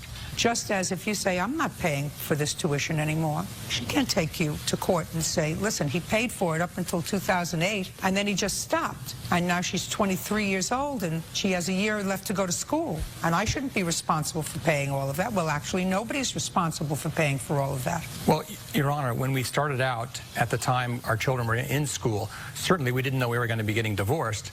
And if all of a sudden, you know, a child is in school and they need support because they're not independent at that point in time, it is the responsibility of a mother and a father, if they can, to try to assist their children. Absolutely correct. Just a second, Mr. Rayward. You are absolutely correct. In my judgment, that after a child reaches the age of majority, which is 21 years old, in most places, especially for the purposes of matrimonial actions and college, that it would be lovely if you have a talented child who wants to go pursue higher education, and if you can afford it, to say, I'm the mother, I'm the father, we're both going to contribute to that child's education. I agree with you. That's a moral responsibility if you can afford it. Right. It's not a legal responsibility, unless there is a contract that makes it a legal responsibility. Unless she says to you, if you pay the tuition for a daughter, I will reimburse you half of that. And that didn't happen in this case. I don't believe that that's what happened. That's not even what you say happened. Your Honor, you know, I'm not an attorney, but I do know that over a long period of time that what we had is multiple emails, many times when both Sandra and I would agreeing to pay 50-50 share for not only their tuition, but for their expenses, their housing, all different types of things. And the children knew this, and they depended upon that. And they knew that their parents were trying to take care of them. And it would only seem... That's a moral responsibility, sir. And it's a responsibility, if you can continue to do that for an adult child who's over 21, in this case your daughter's 23, then you're absolutely right. If you can do it, fine. But it's not a matter that can be resolved in a court. You don't have a contract with her. If your daughter wants to continue to attend school and you can afford it, and your former wife feels as if she can't afford to pay for her continued education anymore, let your daughter take out loans and pay them back when she graduates, like a lot of other people do. Yes, I understand that, Your Honor, but here's a situation where I paid my ex-wife over $3 million, so she has plenty of money to be able to support and take care of her children, and it doesn't seem right. No, that's not true, sir. Judge Judy continues in a moment. Want justice? Go to judgejudy.com or call 1-888-800-JUDY. How many children do you have? 4. What kind of work did your wife do when you were living together and raising 4 children? She was a housekeeper. She was a housekeeper for the children. I was a housewife. Just a second. For the children? She didn't work outside the home. That's correct. And you had a business? Yes. And enough of a business so that she was able to, when you divorced, have a piece of money. How long was she home with the children, raising your 4 children? Well, her, along with the maid that she had, was for quite a while, Your Honor. Just a second. Okay. Maid that you had. Well, okay. A maid that you had. That we mutually had. That's better. Okay, I understand that. That's better. Okay, I don't disagree with that. That's better. Let's say your wife got $3 million in the divorce decree. Did she get that in a lump sum? Yes. And you took that as a deduction on your tax returns as the following year? No, I don't think so. Really? Didn't have any tax benefit, and she got $3 million clean without paying any taxes on it? I don't know exactly how the tax consequences were, but... Let's say that's what she has. And all the time she was at home, she was honing no skills and not involved in a business. Let's say she invests that money, and she's fortunate enough to invest that $3 million at 4% interest, right? Right. She'd make $120,000 a year. Absolutely right. How much did you file taxes for that you earned last year? You filed taxes last year. You have a business? Yes, I do. Are you remarried? No. You filed tax returns in April? Yes. How much did you earn?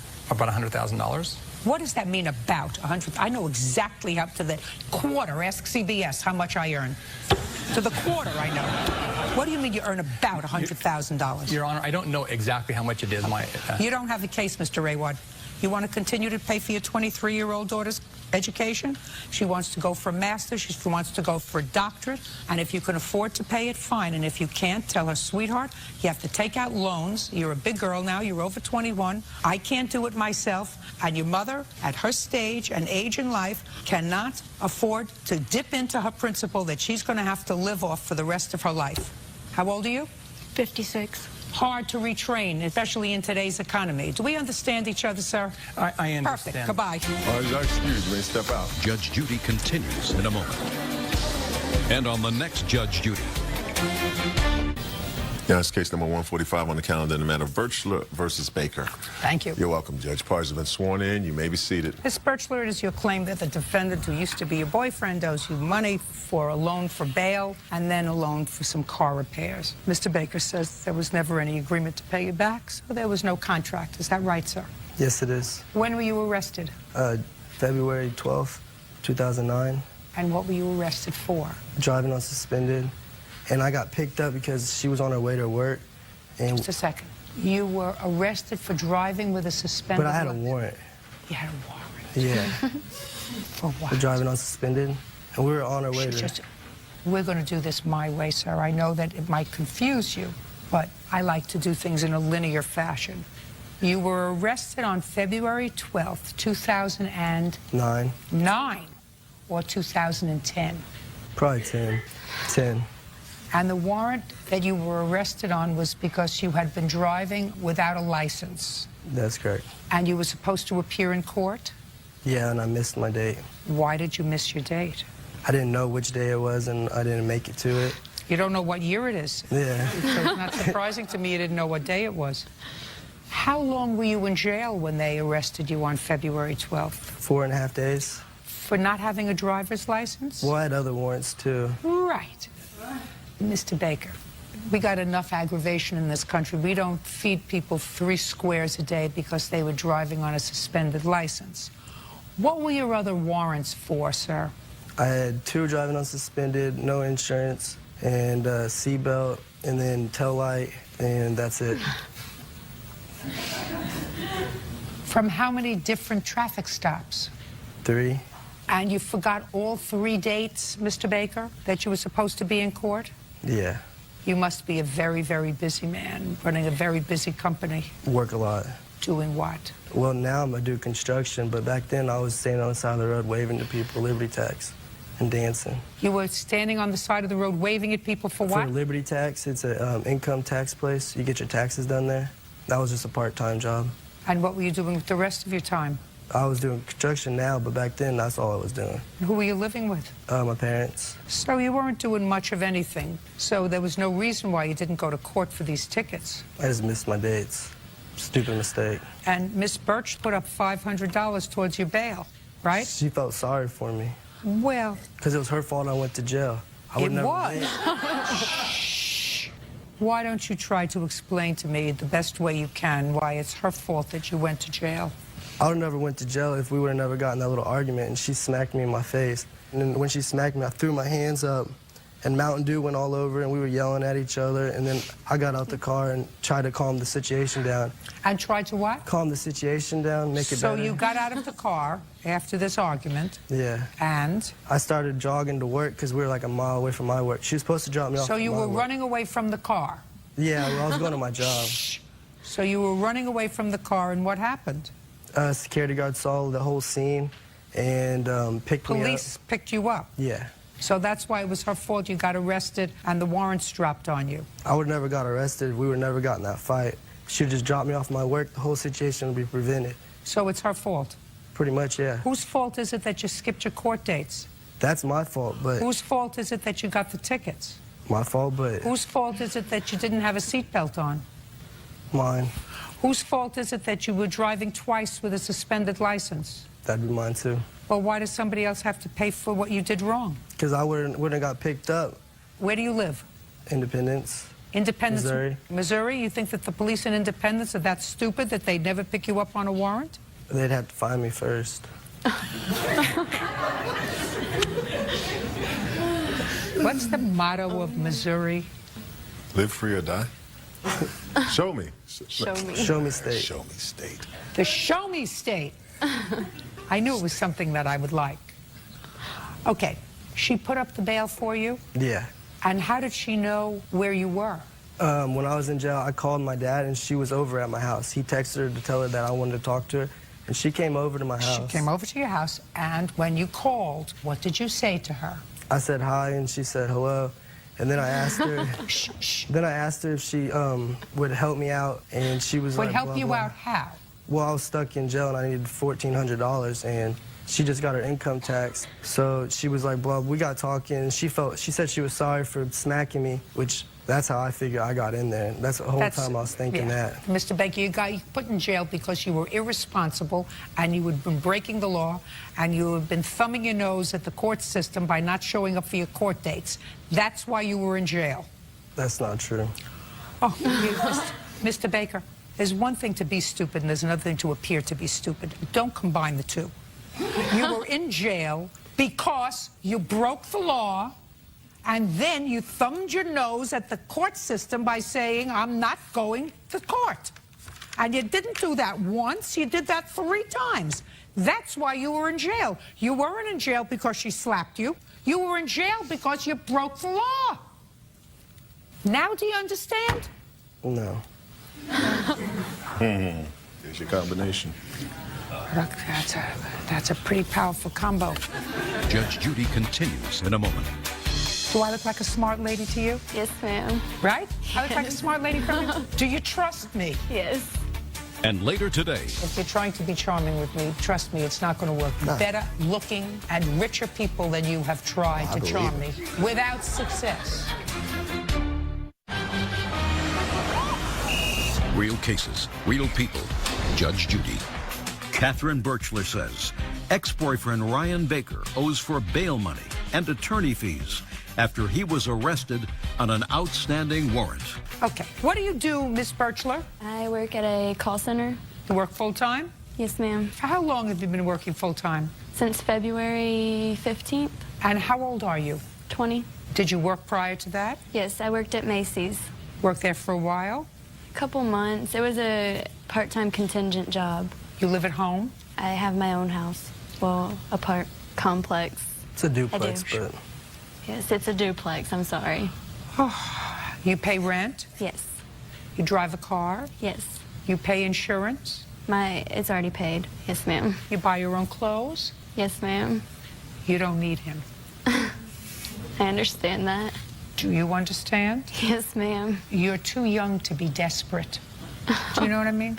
Pretty young 20-year-old who works hard and supports herself. And my son. Not desperate. Do you understand? Yes, ma'am. Perfect. Okay. Other than the $500 for bail, what does he owe you for, Miss Birchler? About a week after I got my tax returns, he asked me if I would help him fix his car, and he said he needed to pay lawyers. That's what I was understanding the money was for. So I told him he could borrow $300 as long as he promised to pay it back. That's a lie. She didn't let me borrow it. I don't want to hear you unless I'm looking at you and asking you a question. This was on March 1st, and I said, as long as you pay me back $700 by... Where was he supposed to get $700 from? He was working, and he told me he'd give me his whole entire checks, that he wouldn't keep any of the money. So I was under the impression he might actually pay me back. So I gave him the $300 to help fix his car. How much did he pay you back? All in all, he paid about $100 back. What do you mean about $100? What does that Well, I mean, he would help me around my house. I didn't pay her nothing. Okay. Didn't pay her anything? No. And I didn't have a job when she gave me that $300. I was in jail and I lost my job. So what did you need $300 more for from to get Ms. my Birchler? fuel pump and a key ignition made? Because my ex-girlfriend, of course, I got a new girl after I got out of jail, and she was texting her about getting my car fixed. She lost my key. I don't care. There must be lots of desperation there in Missouri. Stay away from him. Yes, ma'am. Do you understand? Yes, ma'am. Stay away from him. Don't make any children with him. Don't get involved with him. Do I look like a smart lady to you? Yes, ma'am. Right? I look like a smart lady from you? Do you trust me? Yes. You escaped. Judging for the plaintiff in the amount of $800. That's all. Thank you. Parties are excused. You may step out. Well, I'm quite pleased. I didn't like it at all. He had his new girlfriend, text me and let me know that he would not be paying back the money and that I needed to get over myself. She was texting her, and then after I got the car fixed, she called my phone, and then my girlfriend picked it up and was talking to her. She called me after that and told me I was a few choice words and that he would not be paying me back. She didn't ask for any of the money until after I got a new girl. Not date guys like him. Don't talk to crazy girls like that. And now the next case. All parties in the matter of Van Buskirk versus Shook. Step forward. Wendy Van Buskirk is suing her former friend, 23-year-old Jonathan Shook, for unpaid rent, bail money, and a loan to buy an engagement ring. Miss Van Buskirk, the defendant, according to you, was a young man that you took into your house. He was a friend of your son's. He had no place to go. You opened up your home. You took him in, and according to you, he owes you some money. Yes, ma'am. Claim he owes you some money for rent. This is not a major deal. But that you loaned him some money to buy an engagement ring. Yes, ma'am. And you want that money back. Yes. In addition, you bailed him out of jail in the amount of $200. What were you arrested for? Having kitchen knives, basically. Deadly concealed weapon. A concealed weapon? A couple of them, yes. Where do you live? Waldorf, Maryland right now. Where had you been living with the plaintiff? It's Brandywine, Maryland. In Maryland? Yes, ma'am. Okay. When did you move in with her? I'd say right before the winter of 2008, I believe. I'm not exactly sure. And where is her son now? You were a friend of her son's. Right now, in jail in not Ocean City, but Atlantic City. How long has he been in jail? About a month. What is your son in jail for? Assaulting a police officer. A couple other things. Couple other things. I'm not exactly sure, but it's... Well, he didn't start out just walking up to a police officer and assaulting him. It had to be... No, ma'am. No, ma'am. And I assume he's incarcerated pre-trial. Yes. Does he have bail? Yes. How much is his bail? $1,000. Did he ask you to bail him out? Yes, he did.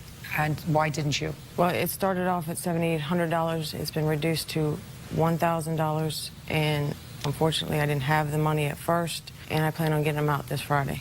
What was your rental arrangement with the plaintiff? Well, when I moved in at first, nothing. I didn't have a job. I had nothing, but it... How old are you? I'm 23 right now. How do you make a living? How do you support yourself? I detail cars right now, and I actually just got a job doing telecommunications. And what kind of work was her son doing? At the time, when I moved in, nothing at all. What did you borrow money from her for? I didn't. Did you buy your girlfriend a ring? Yes, I did. Where'd you get the money from? I paid part of it, and she said she was going to give me the rest as a gift to help me out. How much did she pay? I'm not exactly sure the exact numbers, but I paid for about half. The ring was $629.99, and the warranty for the ring was $74.99. What kind of warranty do you get on a ring? The warranty is for, you have to take in every 6 months for cleaning, replacing the diamond if it gets lost. That's some... I won't say that. I'll hear from all the jewelers if I say that that warranty is a ripoff. Oh, it is. So I don't want to hear from any jewelers out there. Don't write to me. Don't say bad things. I don't understand a $75 warranty on a ring. Judge Judy continues in a moment.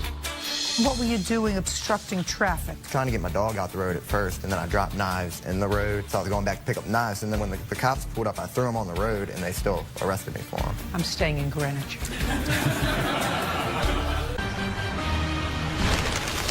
Real cases, real people. Judge Judy. Wendy Van Buskirk says former friend Jonathan Shook owes for rent, bail money, and a loan for an engagement ring. Okay. Did he put anything towards the ring? 3 payments of $45, Your Honor. That's not true. I gave her like $300 up front. No, he did And then not. I made the payments of $45, and she said No, the he rest did was not. a gift. If you don't have money, you don't buy a ring. Well, I understand that. Well, you shouldn't have bought it. I had the money that she wanted. You didn't have the money. And then she said the rest was a gift. You didn't have the money. Not on me. If you have $300 and you want to buy a ring, find a ring for $300.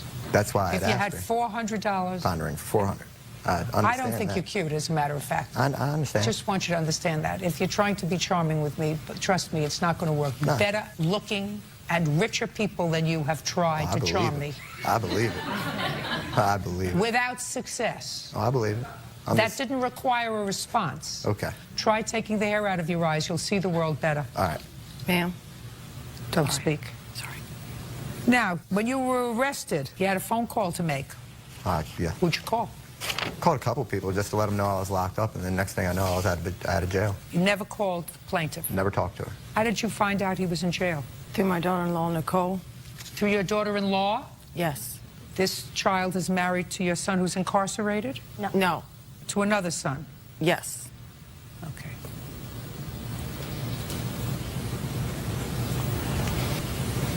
How did you find out he was in jail? I was with him when he got arrested. What were you all doing? We were walking down the side of the road trying to keep him from going inside the road. Explain that to me.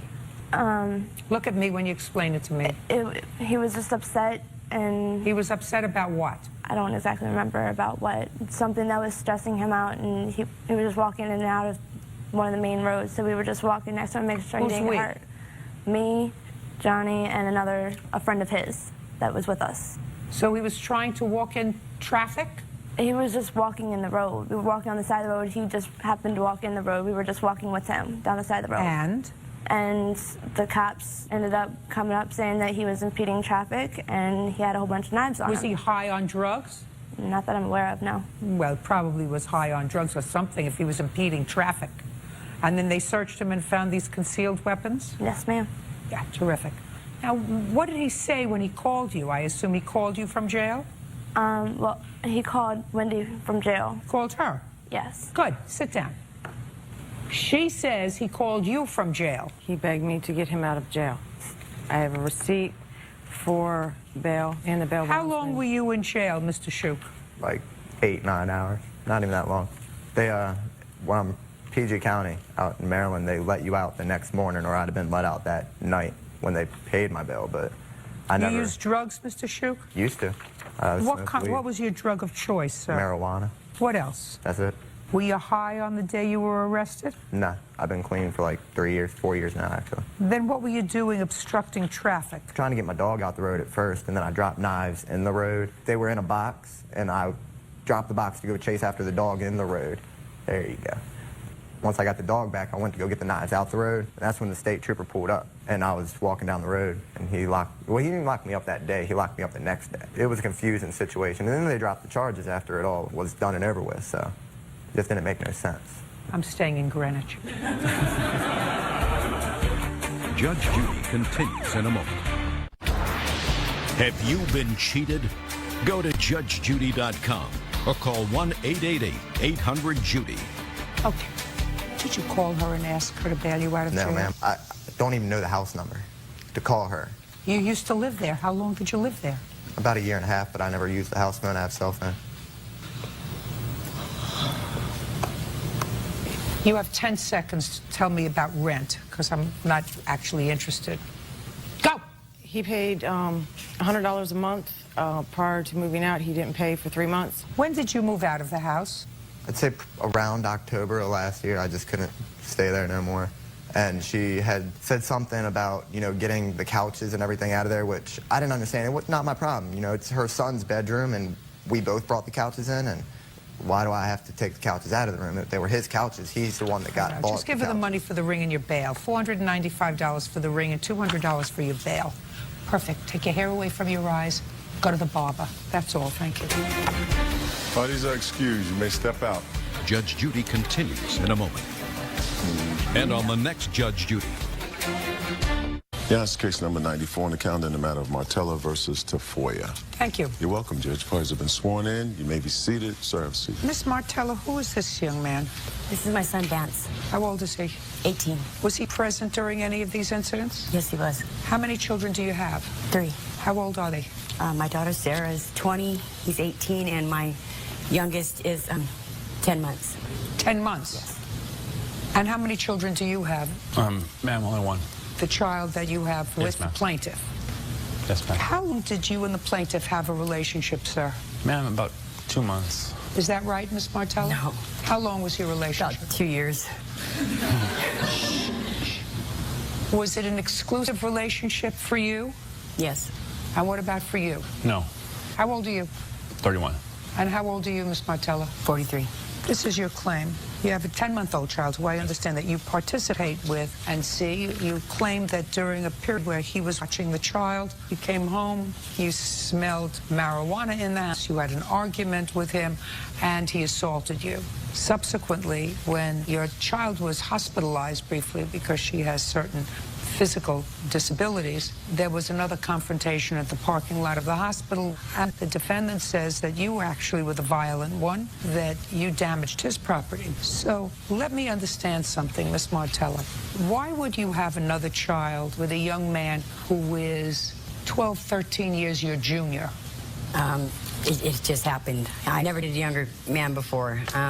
He was pursuing me, and we started out as friends. He was supposed to come over and show me how to do something on my computer with eBay, and one thing led to another, and it just happened. So for the time you knew each other, how much of that time were you just friends? I'd given him my number a couple months prior to that, and he used to text me. And then after a couple of months, I answered his text, and then I was at a picnic, and he was there. And so how long did you actually date? About a year, year and a half. Well, now we're talking about from 2 years, it's down to a year. He says it was a couple of months. All right, tell me about this first incident. When was it? It was on February 2nd. I had come home from work, and when I came in the house, it smelled like marijuana. And I did get upset. We got in an argument. My son was in the living room. I saw that he was getting a little more upset, so I went into my room, and he came to my door and asked me to open the door, and I told him no. And I said, you need to leave. Just go be with Sarah, because I knew he was seeing this girl, Sarah. And I said, just go with Sarah. Leave me alone. I said, I'm upset. So then he goes, I'm going to kick your door in. And then that's when I heard my son come up behind him, and he said, you kick that door, I'm going to kick you. And I heard him say, okay. And I thought he had left, so I was listening at the door, and I didn't hear him, so I opened the door, and then he had come back in, and he came in where? Back into the house. And then we continued to fight, and he pushed me on the bed, and then he hit me in the ribs, and he saw my phone, and he thought I had some spy thing, my phone spying on his phone calls, because I knew about the girl Sarah, and he picked up my phone and he broke it. And where was your son all this time? He was in the living room at first, but then I heard him behind him saying, you kick the door, I'm going to kick you. Well, I heard that already. My question was, where was he when all this was going on? He was in oh, yeah? Stand. Your name? Vance Leia. Vance. Go. February 2nd. I was there, and Donnie had went over to my mom's bedroom. They were having a fight, and he kicked the door. Before they had a fight, who was taking care of the baby? My mother was. No, she wasn't home. She was working. Oh, sorry. Donnie was. Yes. Donnie was. And what were you doing? I was just on the couch reading my book. And he had been taking care of the baby for how long? Since my mom left for work in the morning. Did he take good care of the baby? No. Did you call your mother and tell her that he wasn't taking good care of the baby? I had texted her. And what did you say? You texted her? I said, this idiot's not watching the baby at all. That's what you said. This idiot's not watching the baby at all. Yes. Did she answer your text, Vance? No, she didn't answer my text, but didn't then she answer came your home. text. She didn't say to you, like a normal mother, if he's not taking care of the baby, then you should take care of your sister? Well, I checked in on her every once in a while. What do you mean you checked in on her every once in a while? I just walked in there like every hour or so. And what was he doing? He was on the computer that was in the room. The computer in what room? In my mother's room. Now, your mother says she came home and she smelled marijuana. You didn't mention anything to me about somebody smoking marijuana. Well, later on in the day, I smelled marijuana, but we also have skunks. No, you didn't mention that to me at all, Vance. And you said that you texted your mother later on in the day when you said, this idiot's not watching the baby. The first thing I would have texted is, this idiot is smoking dope in the house and is not watching the baby. But you didn't say that, Vance. Well, because we have skunks in the area, and it smells just like skunk weed, which he buys and smokes in the house. So I didn't know if it was skunk weed or a skunk. I'm not buying this story. Do you understand? I'm not buying that part of your story. Your Honor, I know the marijuana had to have been smoked within 15 minutes because it smelled when I hit the door. Maybe he smoked it. No, my son doesn't smoke marijuana. Anyway, I wouldn't have gotten that upset. I started an argument with him. I smelled marijuana, and that was what our fight was about. I told him, you need to leave. My daughter had a heart condition. Why would he be smoking marijuana in my house with my daughter having a heart condition? Just a second. He didn't see him smoking marijuana. He didn't text you about marijuana. Listen to me very carefully. He didn't. Now you can sit. Judge Judy continues in a moment. I texted him, you're heartless and cruel. I didn't write nothing on no mirror. I'm not no crazy woman like he's explaining. I did snap the one time when I smelled the marijuana. I did snap. Real cases, real people. Judge Judy. Kathy Martella says ex-boyfriend Donald Tafoya owes for destroying her belongings and 2 assaults. Donald is countersuing for damage to his truck. Okay, so he came back into the house and did what? He came back in and started yelling at me, calling me names again. I told him to leave. I was trying to shut the door, but he kept pushing in. We just kept fighting. I mean, that's just basically what it's been ever since he started using again. And he came in, we started fighting. He pushed me on the bed, and I told him to go with Sarah's. I knew he was seeing this girl named Sarah because of the computer. When did you find out that he was seeing Sarah? There's a question on the floor. Around January 1st or 2nd. And how did you find out he was seeing a girl named Sarah? Because he left his MySpace up on my computer one day on his message thing, and it was messages to different girls. And Sarah was one of them. And I confronted him about it. Well, they weren't seeing each other anymore in January. Your Honor, we had an agreement at the beginning when they told me my daughter was going to be born with a heart defect. They told me that it wasn't going to be a one-man job. And we had a talk, and we decided we were going to put our lives aside, and we were going to take care of our daughter. So we agreed to have her, and we had her. And from that point on, it's just been one incident after another after another. And I told him I couldn't have him at my house this way because I was too emotionally involved. And I couldn't have that going on in my house. It wasn't going on in the house. He wasn't bringing women to your house, was he? I told him I didn't want to put up with with the lies and all that stuff. Just leave it alone. He kept telling me, no, my daughter means more to me. It's just, I believed him. It was my fault. I believed him. You weren't together. We were together. He's the one who's saying we weren't together. We were together when it was convenient for him. He's 30 years old. You're 43. You have 2 grown children. He has nobody. He may be a fool. He may be an idiot. He may be a drug addict. You are a grown woman with grown children who should know better. You know, and then you want him to put life on hold to take care of a sick baby. Well, our personal lives, not our... I'm talking about your personal lives. We wanted to go, we're both in college. We both wanted to get through the semester, get through the surgery until she recovered, and then help take care of her, because she couldn't leave the house, Your Honor. There had to be 24-hour care there. What else? The incident on March 10th is when my daughter had surgery, and I hadn't seen him the whole month before, and he showed up at the hospital under the influence. Who told you that she was having surgery? I knew about the date beforehand of the surgery was going to be. She tried to withhold it from me, actually, because she didn't want me to be there. I love my daughter, and it's really hard. Just a second. So you showed up at the hospital. What time did you get there? Early in the morning. I was going to actually go on the drive truck over there. I have a big truck. But she offered to actually pick me up and take me over there. And she picked me up at my grandmother's early in the morning, so I don't know how she's saying that I was under the influence of the hospital. Just a second. She picked you up at your grandmother's? Yes. So you went to the hospital together? Yes, we did. So, Miss Martella, when you went to the hospital on March 10th, how did you get there? I drove. Who was in the car with you? Myself and him. This is your sworn complaint. Our daughter had heart surgery on March 10th, and Donald was nowhere to be found. He eventually showed up at the hospital, but he was drunk. He showed up. No. You picked him up. You didn't say that. You picked him up in the morning. We were at his grandmother's house. I'm talking to you about what you wrote in your complaint. What you wrote in your complaint was he showed up at the hospital later, drunk. That's not true. You picked him up with your daughter and went to the hospital together. He had left the hospital. He left the hospital on the Metrolink, came back under the influence. He had been using the whole time. I told him he could not be at the hospital loaded, and he had to go back to his grandmother's and get clean before he was going to be there. He went to his grandmother's supposedly, but he wasn't. He was out all night getting loaded. On what date did you have this conversation? Like 4 or 5 days. Hey. Like 4 or 5 days before the surgery. His grandmother called me and asked me to bring the daughter. Listen to me. Your story, when I read your complaint, didn't make sense to me. I apologize, Your Honor. Well, it didn't make sense to me. You tell me one lie, and I don't believe the rest. I didn't tell you a lie. You did. He left the hospital. Listen to me. You didn't say he came with you, and then he left, and he came back drunk. What you said was he eventually showed up, but he showed up drunk. He was nowhere to be found.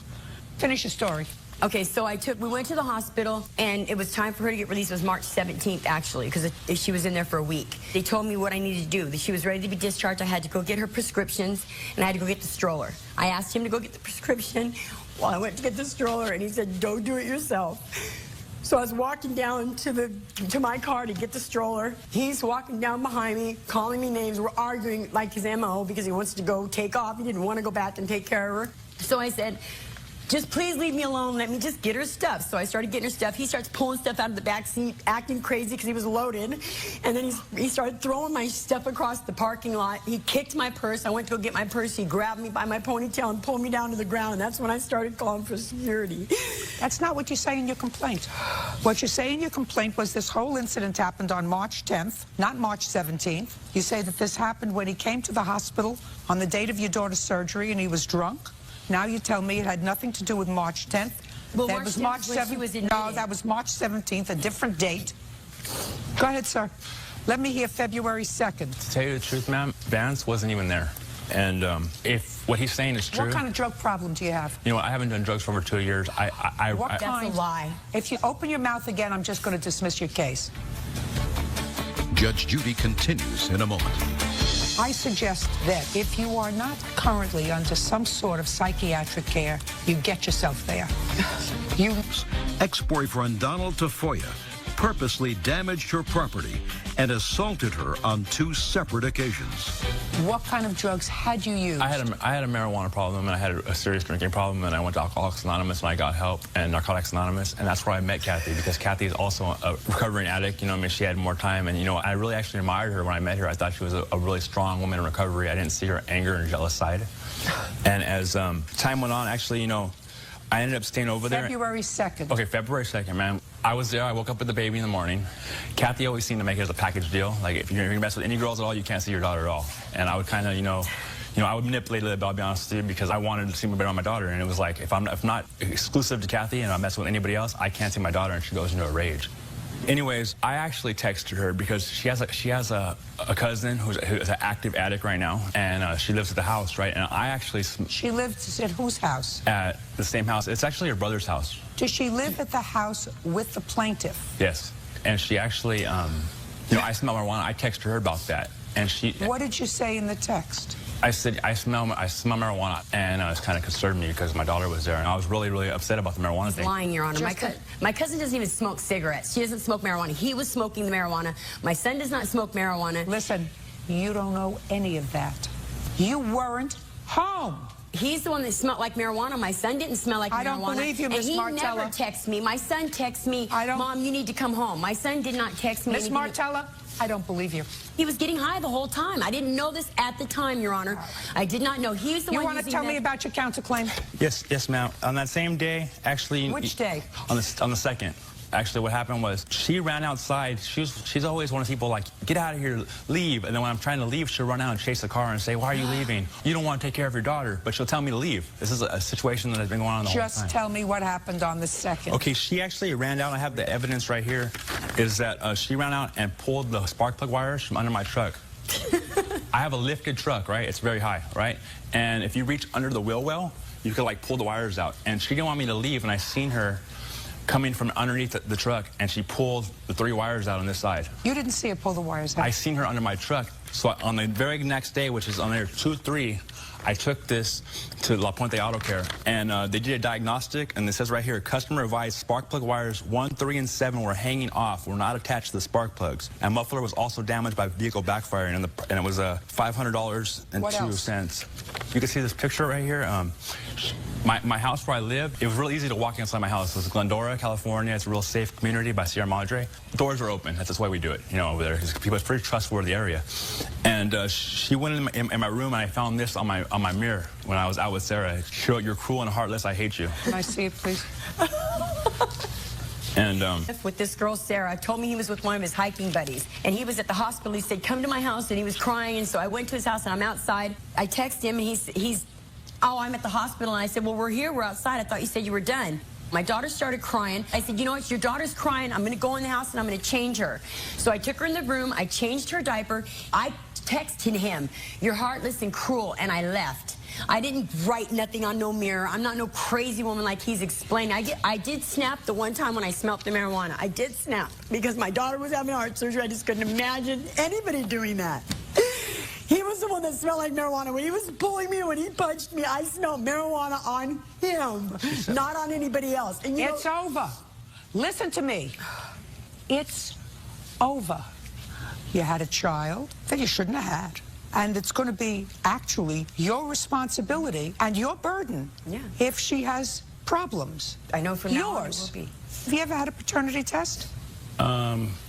Is not an answer. No, ma'am. I suggest you do that. She was a pretty virtuous woman in my eyes, to tell you the truth. I never even questioned it because I don't think she sleeps around. I don't know. Yeah, you're right. I should never thought about it that way. I don't know. Judge Judy continues in a moment. Are you the victim of an assault? Go to JudgeJudy.com or call 1-888-800-JUDY. How often do you see your daughter? You know, it's like if I'm not getting along with her, I can't see her. So I have to really kiss. I have to kiss her kind of like similar language. I have to kiss up to her really, really bad, or she won't let me see her at all. And then she said, That is not true, and Your she Honor. says I'm not taking care of my responsibility You're such a liar. because I'm not there. But she said that if I'm not like really like all like on her, she won't let me see my daughter. Your Honor, I don't want anything to do with this man. We broke up in December. I found out on January 1st I was pregnant. I was common decency to tell him. I never call him. I don't go to his house. He shows up at my house. He shows up at my work and calls me crying, telling me he's gonna commit suicide. He doesn't come visit her. He doesn't want to visit her. And when he's there, he just looks at her sitting in the chair. He tells my daughter to shut up. Never, and I'm gonna get eaten. Never happened. No, you're lying. Never happened. He tells my daughter to shut up because he's an idiot. What kind of drugs had you used, Miss Martella? Meth, the same he used. When was the last time both of you were drug tested? I actually, because of the course going on, I go to a sober living house that I used to live at, and I pay them $6 a test, and I have them test me. Blood or urine? Urine. When was the last time either of you had blood tests? Never. Just when the baby was born. Oh, I had like 3 or 4 done. That's how they found out that she was going to have Down syndrome, just through my blood test. Amnio, same thing. No, it wasn't the amnio. No. It was not the amnio. He doesn't even know. Miss Martella, I suggest that if you are not currently under some sort of psychiatric care, you get yourself there. Agreed. You get yourself there. Okay. You need it. You chose a young guy. Your Honor, he makes it Listen sound to like me. that. I haven't talked You to this man. chose a young guy to be involved with, and you didn't take sufficient care so that you wouldn't have a problem. If he is, as you say, totally irresponsible with regard to his... Your Honor, I have tried to make police reports. How do you try to make a police report? Hey, because you pull your fire car. your case is dismissed. So's your counterclaim. Party judge, excuse me. Let's step up. Judge Judy continues in a moment. Back with you. And on the next Judge Judy. Yes, this is case number 170 on the calendar in the matter of Maroney versus Augusti Castro. Thank you. You're welcome, Judge. Parties have been sworn in. You may be seated. Folks, have a seat. Miss Maroney, it is your claim that you made a loan to the defendant some time ago. It was a substantial loan that you paid back some, but then stopped repaying the loan. You want the balance, which is somewhat more than this court's maximum of $5,000, but you're prepared to settle for that. Ms. Castro says that while she acknowledges this alleged loan, she says that you forgave the balance of the loan. Now, who is this? My husband. Could you and stand he's a up? witness. Stand up. How long have you and the defendant been married, Mr. Castro? 18 years. I'm not speaking to you. How long? 18 years. What kind of work do you do, Mr. Castro? Now I disabled. What's the nature of your disability? Back problem How long have you had back problems? since 1990. How long have you been on disability? Since 1991. So you have chronic back problems for which you receive disability. How much do you receive? Around 1,300. A month. Yes. What kind of work does your wife do? Real estate and doing readings. And what? Doing readings. Real estate and what, Miss Castro? I own a consignment store. Consignment. Consignment store. What kind? Antiques and... Furniture, clothes, what kind of consignment? Furnitures and paintings and lamps. Oh, I'm going to love this case, Bird, and you're going to love it. Okay. And we're going to get back to this in a minute. Now, Miss Maroney, when did you make this initial loan? April 24th, 2009, Your Honor. Tell me about it. I was in her real estate office, and we had been friends for about 8 years, and she asked me, can I borrow some money from you? For what? She didn't specify. But because she's a friend and was a friend and I trusted her, I agreed to lend her the money. What kind of work do you do? Don't look over there. Look over here. At that time, I was working at my Elena's store. Whose store? My witness, Elena Yorman. What kind of store does she have? It's a mystical store, bookstore. Okay. Now, show me from where you took $10,000. Show me from where you took. It was from my bank account. Show me. Okay. I want to see it. I have a copy of the check that I wrote to her with her endorsed signature, and I have a copy of one of the payments that she made to me. I'm not interested in payment. I'm interested in your bank balance. Okay. I also have the canceled checks and 2 police reports also. You want these police reports? Sure. Cool. I don't know what she's talking about with regard to a police report.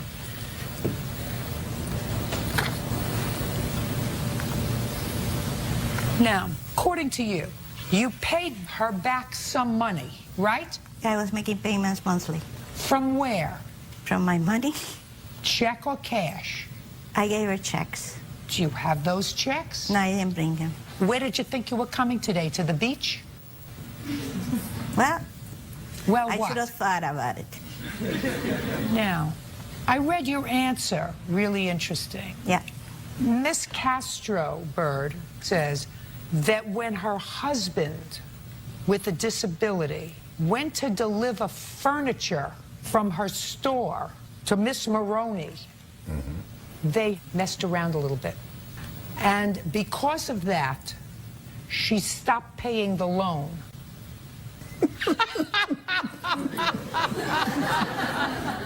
Do you understand, Mr. Castro? No. What I'm suggesting to you, sir, is let's go back a little bit. Okay. You say that something happened when you were delivering furniture to Miss Maroney, right? Yes. Happens all the time when I deliver the furniture. When you delivered furniture? Most of the time. She When says you something delivered all the time. furniture, I want to know how heavy was the furniture you were delivering, sir, and how did you manage that with your bad back? And managed by myself. You managed by yourself. Sit down, No, I Mr. say Castro. don't. This is I like say shooting don't. fish in a barrel. Sit. Thank you. It's a nice business you have going there, Miss Castro. You have a consignment shop, and you have your husband who gets $1,300 a month because he's disabled delivering your furniture. That's great. Well, he wasn't I want you to tell you something. furniture. I feel terrific about that. He wasn't I want- delivering furniture. Hey, yes, he was. No, he wasn't. Yes, he was. No, he Yes, he was. Just a second. Miss Castro, do you believe that your husband had an inappropriate sexual relations with the plaintiff? My husband. The answer is either yes or no. Do you believe that your husband had an inappropriate sexual relation with the plaintiff? Yes or no? Inappropriate in what way? Inappropriate in any way. If he's married to Yeah, you. he did if have he's sex with her. He did have sex with her. Yeah, he did. So why did you stop paying her the loan? Because after I found out that he had done that, because he went ahead and confessed to me, even though the plaintiff was trying to say that. Listen to me very carefully. The plaintiff isn't married to you. I know. Listen to me. Plaintiff isn't married to you. If he hadn't, she says it was sort of non-consensual. That's a lie. She got undressed. I don't want you to And speak. touch his I parts. don't want you to speak when I'm speaking. Okay. Do you understand? I hear you. want you to put your listening ears on. God gave you 2 ears and 1 mouth for a reason. I know. So listen. I'm listening. She's not married to you. That's right. And I will want to. You're not paying attention. You're speaking and not paying attention. She's not married to you for 18 years. He's married to you for 18 years. Yeah. And if you acknowledge that she gave you money, the fact that he, your husband of 18 years, who collects disability and delivers furniture, had sex with your friend, Yeah, does not not my give friend. you, Hey, does she not got- give she you. cannot be my friend. Just listen to me. Pay attention, Miss Castro. Does not give you license not to repay her the money. But she told me not to pay her. Just a second. Do you understand me? Women don't seem to get it. I get. No, you don't get it. I am assuming, for the purpose of this case, that there was a consensual relationship. I want you to be quiet and put on your 2 listening ears. Okay. Judge Judy continues in a moment. He's a pig and an animal. I want to tell you something. And No. He is, and he's also a scammer, and so are you. And later today, we went into her room and we let her know that she shouldn't be afraid of the future. It held bright and beautiful things, and that we were going to purchase a car for her. Who told her that? Maroney claims former friend Aida Augusti Castro borrowed money from her and refuses to pay it back. Madam, I am assuming that it was a consensual relationship. You're speaking. You're not listening.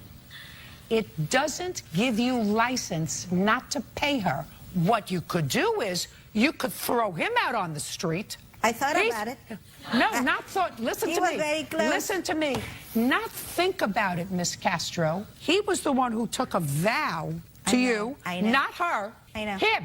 This one. She's You an see the immoral problem? You person. see the problem with you, Miss Castro, And she is you're not paying attention. Yeah, I pay attention to you. Good.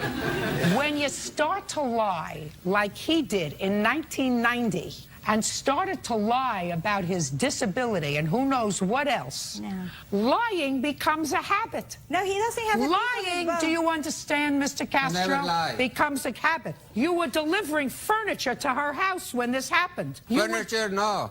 At that moment, no. I'm not delivering At that furniture. moment. What are lamps? That's not furniture, it's lamps. Were you delivering lamps? Sure. Yep. Were you delivering lamps? Not at the moment, no. I'm fixing lamps. Were you fixing lamps that you had delivered? Yes. Eventually, we get it. You owe her $5,000. Do me a favor, I'm finished with She's them. a pig and an animal. I want to tell you something. No. He is, and he's also a scammer, and so are you, because No, you I'm live not. on that $1,300 a month, too. No, Goodbye. He doesn't do that. Parties are excused. You may step out. She lied. She went around saying that he was the one that raped her. It was not consensual. That other woman is a pig and an immoral person. It was a very complicated issue and difficult to prove. There is no friendship with that woman. There must not be any friendship. And I'm sorry that I had to lose a friend this way. And now the next case. All parties in the matter of Spilkerman versus Melendrez. Step forward, please. Andy Spilkman is suing his girlfriend's ex-boyfriend, Rudy Melendrez, for his share of the vintage Mercedes purchased for his daughter. Mr. Spilkerman, you have a girlfriend. Is that you? Yes. She has a daughter. Yes. And you and your girlfriend have lived together for about, according to you, 10 years? Yes, ma'am. And her daughter was graduating from high school. Yes. This is her daughter's father. Yes. According to you, you made an agreement with Mr. Melendrez that he would pay half for a car for his daughter. You would pay the other half as a high school graduation gift. Yes. That's what you're suing for. Yes. He denies there was that agreement. So I have a few questions. What's the child's name? The child is Monique. Tell me when you spoke to him about purchasing a car for Monique. I don't recall the exact date, Your Honor. It was sometime in June. Where were you? If you don't recall the exact date, what location were you at? I had asked Desiree to call Rudy to our home. Our daughter Monique was having a bit of uncertainty. No. Her daughter. Her daughter Monique was a little bit... His daughter. His daughter. Their daughter was uncertain about her future. We called him over. He and I had a conversation outside of the home about what we were going to say to her. You stepped outside. Yes. What kind of problem did she have as a high school graduate about her future? She was scared about the future. Well, what plans had she made after high school? It was hitting her a little hard. She hadn't really made any plans yet. We knew she was going to go to college. Well, she can't go to college in June of '09 if she's graduating in June of '09. Exactly. And she hadn't applied to college. She had to do a lot to get through high school, and she pulled it off. Okay, fine. So you had a conversation with him outside, and is that when the discussion of the car came up? Yes. Tell me what you said to him and what he said to you. I just recall that we discussed getting her a car, and then we went into her room, and all three of us talked with her, and we let her know that she shouldn't be afraid of the future. It held bright and beautiful things, and that we were going to purchase a car for her, her father and I. Who told her that? We both did. Tell me how that came about. You walked into her room. We walked into her room. She was in her bed. She was feeling a bit down. That's why we had called him over. I understand that. I want to know how those words came out of both your mouths at the same time, that we're going to purchase you a car. I just recalled telling her that you're going to graduate, you're going to turn 18, you're going to go to college, we're going to purchase a car for you, and life is going to be good. And that's what you told her? Yes. Fine. Judge Judy continues in a moment. Your problem is you cut him out of the present process. And if you don't see that, I'm prepared to tell you that you did. I don't you say, believe I hey, did. Okay. Pay attention. Real cases, real people. Judge Judy. Andy Spilkman says his girlfriend's ex, Rudy Melendrez, owes for half the cost of a vintage Mercedes purchased for his daughter. Rudy says Andy didn't consult him, so he's not paying. And then what happened? And then a car was purchased. When? In August. August of '09? Yes. Tell me how that came about. Monique decided she would like a vintage Mercedes-Benz. I located one. The three of us went to look at it. Who's three? Monique, Desiree, and I. Go ahead. She liked the car. We went back. Maybe it was a week later. Who did? Monique and Desiree and I. Okay. Now, you went back a week later and? We purchased the car. Now, between the time you looked at it with Monique and the week that you went back to purchase it, did you have a conversation with Mr. Melendrez? I did not. Well, you I'm asking about. You no, I did not. And you went back and you purchased it. The three of you purchased it. Yes, ma'am. And when did you have a conversation with Mr. Melendrez? I don't recall. I have a text message that he sent to Desiree in August after we told him we'd purchased the car. No, I don't want to hear we told him. When did you tell him that you had purchased the car? I never personally told him. He and I never really communicated. All communication with him was through Desiree or Monique. Well, that's impossible, sir, because if you wish to establish a verbal contract, since you don't have a contract with Mr. Melendrez in writing, then you had to have had a conversation with him. Well, the one we had at the home in June in person and in her room with her. So what you're telling me, sir, is that's the extent of your conversation with him in June of '09. Yes. So let us assume it was your understanding that Mr. Melendrez was going to pay for half of the car. It was. I'm not necessarily finding that that was a contract, but let us assume that was your understanding. Let me tell you what your problem is, Mr. Spiegelman. Your problem is you cut him out of the present process. And if you don't see that, I'm prepared to tell you that you did. I don't You say, believe I did. Okay. Pay attention. You may not like my answer, but you cut him out of the present process. You spoke to his daughter about what kind of car she wanted. You found the car for her to look at. Instead of calling her father and saying, listen, we're going to buy this car together. Let's go take a look at it together as a family because you're going to pay for half. You totally excluded him. You went down, saw the car, and liked it. Well, then you had an opportunity to call him and say to him, you know, we saw a car that we liked. Let's go down and look at it together. Your Honor, yes. Those communications, now I couldn't bring her with because she didn't want to be here. Listen to me, then it didn't happen.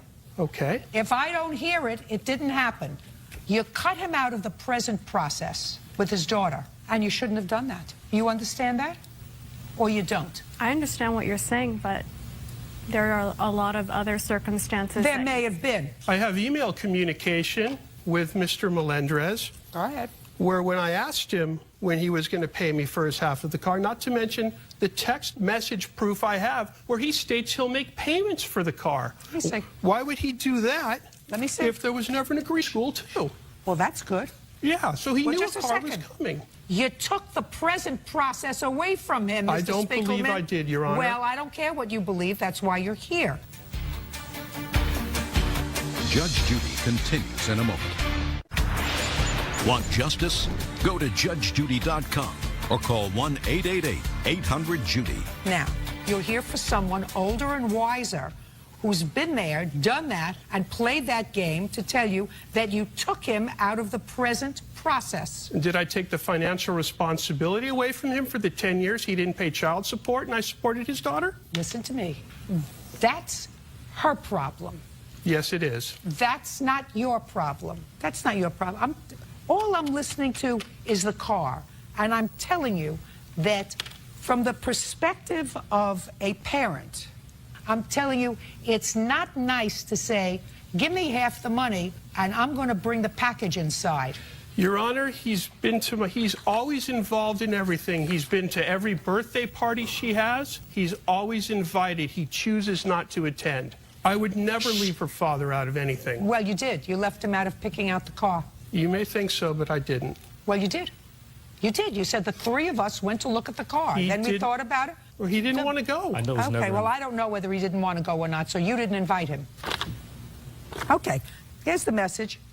issue it's the fact that the last time you guys discussed anything with me was June. Then you guys make whatever decisions, and then you just say pay. That's just a second. That's his email. That's exactly what I'm saying to you. What about the one from August where he says he's excited about the car, he doesn't have the money on him, and he'll make payments? That was before that text you have there. And there's two texts there where he says he'll make payments. If he never agreed, Your Honor, why would he want to make payments? Listen, I don't think you had a contract with him, Mr. Spiegelman, so I'm dismissing your case. You're not hearing what I'm saying. That's all. Okay, thank you. Parties are excused. You may step out. Judge Judy continues in a moment. And on the next Judge Judy. Now it's case number 29 on the calendar in the matter of Lang versus Fennell. Thank you. You're welcome, Judge. Parties have been sworn in. You may be seated. Folks have a seat. Miss Lang, how did you find the defendant who was hired to dog sit for your 3 dogs? He was my massage therapist at the local gym. Had he ever dog sat for you before? No. When did you hire him? Valentine's Day. And how long was he supposed to take care of the dogs? 5 nights. He wasn't sleeping at your house? Yes, he was. He was supposed to sleep at your house? And feed them and walk them? Yes. And there was an accident in your house because he came in one day and this little guy darted out, ran into the street, and got hit by a car. And you want Mr. Fennell to be responsible for all the vet bills, which were thousands of dollars. Yes. On what day was the accident, Miss Lang? Do you know? It was Monday. We left Sunday, and it was Monday. So that... February 15th. And I don't even know, Judge, if that's what happened. I wasn't there, and there's no driver's license, no driver. That's what he says happened. That's what he says. You don't think he hurt the dog on purpose? I don't know. Well, that would be ridiculous. You want to take the dog outside, please? Mr. Fennell, what time did you start working on February 14th?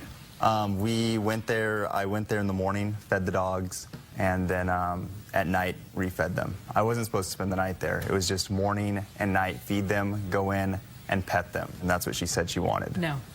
That is what she said. No, he was okay. spending the night there. That wasn't our agreement, but... Yes, it was. Okay. Okay. On the 15th of February, what time did you get to the house? We, you know, I don't know the exact time. Me and my mom went to the beach, and... well, you had to go there in the morning. Well, yeah, I got there in the morning. What time did you get there in the morning? Probably... Promise not an answer. Stand up, please. You're his mother? Yes. Move over there. And your last name is? Parks. What time did he get to your house on February 15th? The 15th, he came probably about 11. We went to the beach. 11 a.m.? Yep. Listen to me very carefully.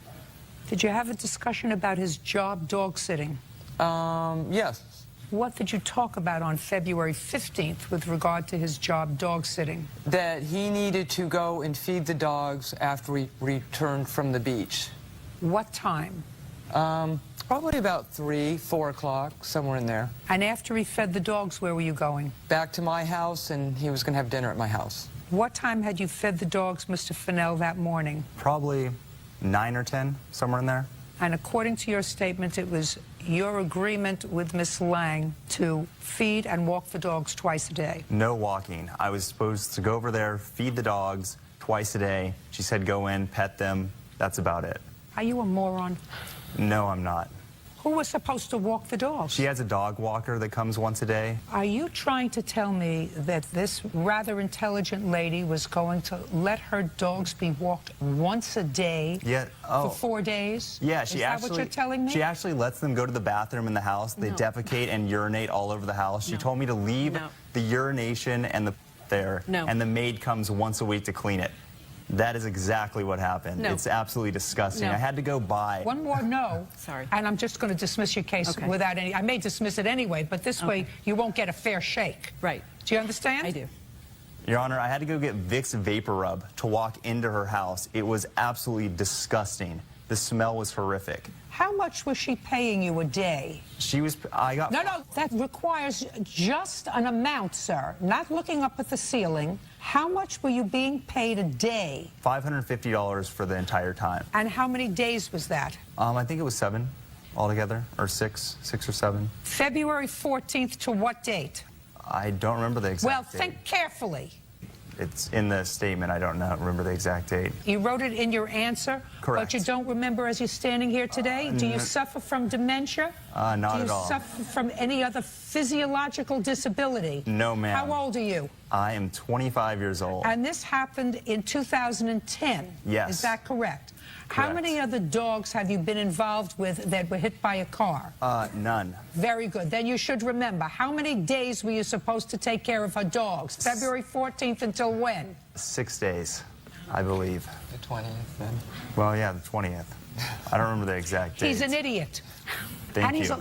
I want to tell you something. Not only is he an idiot, but he's an idiot and a liar. Really? Yes. I He's an idiot and a liar, and I'm going to tell you why. Because nobody hires two people. Two people? Shut up. Nobody hires two people, a dog walker and somebody else. She did. For five. An idiot Why don't you might pay hire them. attention to the sentence? God gave you 2 ears and 1 mouth for a reason. Nobody pays two people, a dog walker and him. And he was getting $100 a day to go into the house, pour food, according to him, twice a day.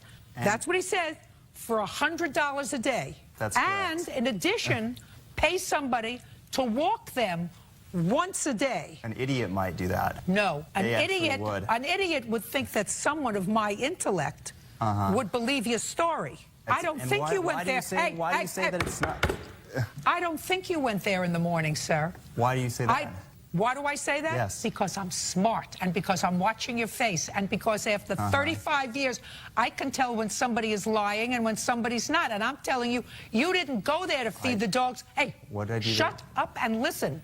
Before you went to your mother's to pick her up for the beach, you did not go there to feed the dogs at 11 in the morning. Okay. Because then you wouldn't have gone back there at 3 o'clock in the afternoon. That's ridiculous and stupid. Now, if you said to me, I went there at 8 o'clock in the morning and I let them out, and I let them out at 6 in the evening, and then she has somebody else who comes at 12 o'clock to walk them, I may say, you know what? That may be normal. But that's not what you did. You slept probably until 10 o'clock. Then you went and picked up your mother and said, now I got to go feed the dogs. But that's not what you said happened. You said that you went there and fed the dogs before you went to pick up your mother. That's a lot of baloney. You went there once at 3 o'clock. I went there twice. I don't believe you. How's that? That's fine. And I don't believe your story. That doesn't mean you're necessarily responsible for what happened to the dogs. It just means you're an irresponsible idiot. But so is she. Judge Judy continues in a moment. My children could at least tell me if somebody was doing something wrong to them. Your dogs can't tell you. This idiot only showed up once every 2 days to feed me. And later today, She couldn't afford to pay you because Rocky wasn't back to work yet. There were prospects of him going I back don't to care work. prospects. Okay. I had prospects when I was 17 of being 5'4". It never panned out for me. line claims pet sitter Taylor Fennell is responsible for her dog getting hit by a car. Now, a massage therapist who has no experience with her dog should not be responsible for 3 dogs over 5 days. First, you see whether or not you're a responsible person. You try you out for a while. I have 2 dogs. I put people who take care of my dogs through the ringer, more than I did for my children, because my children could at least tell me if somebody was doing something wrong to them. Your dogs can't. Your dogs can't tell you. This idiot only showed up once every 2 days to feed me and never took me out. Your dogs can't tell you that, but that's her responsibility. And ultimately, she's going to be responsible because you're not responsible for the accident that happened with her dog. Thank you. You're still an idiot.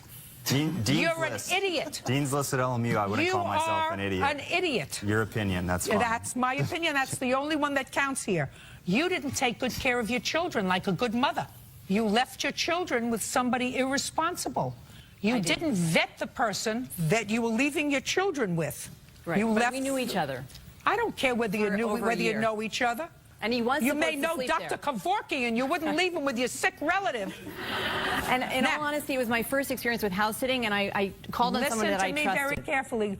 Then evidently your judgment stinks. It did. Then what are you bothering me for? Well, because I have an injured dog and... That's your baby, and you didn't take care of your baby. You left your baby with somebody who was an irresponsible baby. By the way, he was supposed to be sleeping there. He was an irresponsible baby who you didn't vet. And his mother was not invited to my house. And I want to tell you something. I want to say something. I don't care about his mother. He's an irresponsible baby. His mother told the vet to euthanize my dog. Listen to me. That's completely untrue. No, I didn't. What the vet told me. Listen to me. She was there. Hey, That's your case is ridiculous. dismissed because you can't shut up. Sorry. I was going to allow you to speak, but you can't interrupt me, and you can't tell me what the vet told you, because that's hearsay, and this case has really nothing to do with his mother, only so that I can get some information from him, so I was satisfied that her kid is full of baloney. Right. Still doesn't alter the fact that he's not responsible for your children's medical bills. You are. Unless you can establish to my satisfaction that he did something purposefully to the dog, which you can't because you don't know how it happened. I don't. He says he opened the dog ran out, and the dog got hit by a car. But we don't know. I don't know, and quite frankly, I don't care. The only injured person here is your dog, and your dog was injured because you did not vet the care provider good enough, and you allowed someone who was irresponsible to take care of your children. But he's laughing. You should have seen that before. That's your business. I did not see this side of him, honestly. Well, what do you want from me? What do you want from the courts? If you didn't see that side of him, if you didn't see that he's an idiot, and if you didn't see that he's irresponsible, and if you didn't vet him sufficiently and say to him, I'm going to pay you $100 a day, but you're going to come over to my house for a couple of afternoons, and I'm going to see how you take care of the dogs and how you interact with them, and we're going to go over a routine, and I'm going to give you a written schedule, and you're going to sign that schedule. This is when you're going to be there. This is when you're going to leave. This is when you're going to take them out. This is when you're going to feed them. And unless you choose to take care of, show me the paper. No, we didn't sign anything, but Goodbye, Miss Lang. Take care of your own babies. Parties are excused. You may step out. I think Taylor is an idiot, and he's a liar. Her dog got hurt, and she's trying to blame me for her dog's injuries, and it's absolutely ridiculous. The vet said that she would not re-release the dog back to Taylor and his mother because they were totally unempathetic. We were horrified. I feel sick to my stomach. It was really a scary experience for us, actually. I really am nauseous. And now the next case.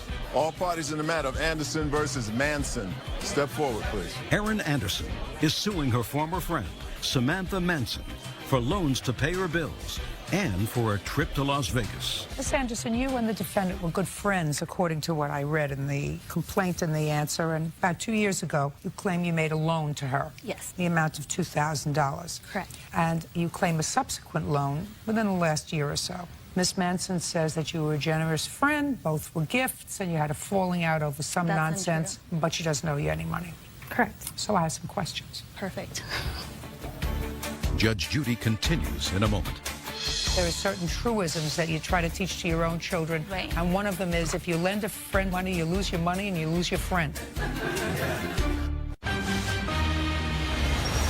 Real cases, real people. Judge Judy. Erin Anderson says former friend Samantha Manson owes for 2 separate loans. Now, tell me the circumstances surrounding this first loan. First, when was it? It was October 20th, 2008. Did you give her money by check or cash? Check, and I have a copy of the check as well. I'd like to see it. Sure.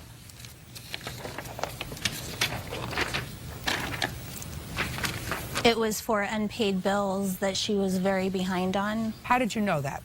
She told me. She Where asked was me she for the when money. she told you that? We were at her house. And she said what? And you said what? She said that I'm very behind on my bills. My landlord keeps calling, and I need money to pay my bills. She was behind on her electric, water, gas, everything for her shop. She was behind on. What kind of shop? She owns a salon. Hair salon? Uh-huh. What kind of work were you doing in October of 2008? I was a medical assistant. Who were you living with? My husband. Have and my children? daughter. Yeah. How old is your daughter? She's almost 11. And both you and your husband work? Yes. And you have a hair salon? I do. And who do you live with? My husband. And what does he do? He is working now. Not at this time. He was not. In 2008, he was not? No. October. What kind of work does he do? Mill work. When was the last time he worked in 2008? Maybe January. So at that point, you were supporting the family on your income from the salon? Yes. But now he's working? Yes. So now you have 2 incomes? We do. When did he go back to work? He went back to work last February. Tell me how it came about that she gave you the money in October of 2008. I had asked her to come over and help me do a budget. At that time, my husband was not working. I was the only income and I wasn't doing very well. She, however, is really good with money. So I asked her to please help me figure out a way to get everything paid but still be able to live. Okay, cool. We were best friends. So she came over, we talked about it, we had a great afternoon. She said to me, I'm gonna help you. I'm gonna give you some money. And I said, Erin, that is not why I asked you over here. I can't take it because That's you not know. True, Your Honor. Shh. We'll get back to you. Go ahead. Because you know I cannot pay you back. Obviously, looking at my budget, there was no Well, you way. certainly couldn't pay her back then, Miss Manson. Right. But I assumed that you had hopes of your husband starting to work. Absolutely. So that you would once again be in a position to take care of your bills, take care of your responsibilities, and somehow start to pay her back money that she gave you when you needed it, when you were in a pinch. Right. Right. That's what friends do. Right. They help you out if you're in a pinch, but with the expectation that when you're not in a pinch anymore, you pay back the money. Go ahead. I did her hair for free and her daughter's for 3.5 years. I didn't charge her. She did not for 3.5 years. Starting when? The I mean, time you tell me you were best friends. So Yeah. best friends would ordinarily take care of each other's hair. But starting when did you start to take care of her hair and her daughter's hair free? Thursday, September of 08 is when I started documenting. September of 08 is when I is when you started to document it. Well, that's interesting because that would have meant that you anticipated this gift a month before you got the money. Do you understand what I mean? I do. Good. Now, did she ever give you back any money? She never gave me any money. When did she tell you she would start paying you back? In the beginning of 2009, she would start making $200 a month payments. And I said that was fine because Christmas was coming up. That was fine with me. What happened in the beginning of 2009? Nothing. Did you discuss it with her? Yes, over and over. We discussed it with her and her husband as well. And what was her response? That she would start paying, but that Rocky hadn't gone back to work yet, so maybe next month. And so we were friends, so I was like, that's fine. Now that I understand. What I don't understand is this then second alleged loan. Right. Because the second alleged loan was for a trip to Vegas. Yes. Well, that's going to be a little more troublesome for me. Right. Judge Judy continues in a moment. Want justice? Go to judgejudy.com or call 1-888-800-JUDY. Now, when was the trip to Vegas? The trip to Vegas wasn't until September, but we booked it at the beginning of 09. But we booked it at the beginning of the year. When in the beginning of the year did you book it? The third month. Well, the third month would be March. Correct. And she hadn't paid you in January. No. And she hadn't paid you in February. Correct. And you would have had discussions ongoing with her. Correct. That she couldn't afford to pay you because, what's your husband's name? Rocky. Rocky wasn't back to work yet. There were prospects of him going back I don't to care work. prospects. Okay. I had prospects when I was 17 of being 5'4". It never panned out for me. So January and February, you did not get any money, and then you all decided to take a vacation. Correct. And you fronted the money for the vacation. Correct. Well, that was bad judgment on your part. Correct. Very. Because there are certain truisms that you try to teach to your own children. Right. And one of them is don't throw good money after bad. I know. And the second thing that you learn over the years is if you lend a friend money, you lose your money and you lose your friend. Right. You owe her the $2,000. You don't owe her for the vacation because I don't believe that she had a legitimate expectation of being paid back for the vacation because you hadn't paid her the original $2,000. So you have to give her back the $2,000. And now that Rocky is working, it should be easy for you. Judge for the plaintiff in the amount of $2,000. Thank you. Parties are excused. You may step out. Judge Judy continues in a moment. And on the next Judge Judy. Order. All rise. Now it's case number 46 on the calendar in the matter of Elmo versus Simpson Roja. You're welcome, Judge. Parties have been sworn in. You may be seated. Sir, have a seat. What's your first name? Destiny? You're her father? Yes, ma'am. Name? Sierra Simpson. And you're her mother? Yes, ma'am. Destiny, it is your claim that this young lady and others assaulted you, and that was over a boy. Yes, Your Honor. And the defendant says that you assaulted her first. Who was this? That's my brother. He was present. Yes. Okay, so we're going to start with you. What's the name of the boy? David. You were dating David? I was pregnant with his baby. How old are you? 16. That's great. How do you support yourself? I work. Full time? No, I go to school. So what were you doing having a baby? It was a mistake. And what did David do for a living? Nothing. What'd you have to say about that when your daughter told you she was pregnant? No, I just dealt with it. Not much I could say. Took her to see Dave, told him about it, and went from there. And then what happened, Miss Rozier? There's been nothing done about it. He has not contacted her, no paternity, nothing. Well, what about her? She stays at home, she works, and she's finishing school, and she takes care of the baby. Were there other possibilities as potential fathers? There is one more. Has he had a paternity test? They're in the process of doing that. But not with Dave? We've tried to get Dave to do a paternity, and he won't return calls. All you have to do is go to court. How old is he? 19, I believe. So as far as you know, it could have been either one of these two people. And how old is your baby?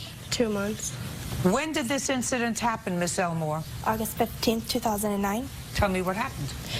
I was receiving threatening phone calls for an amount of days. From whom?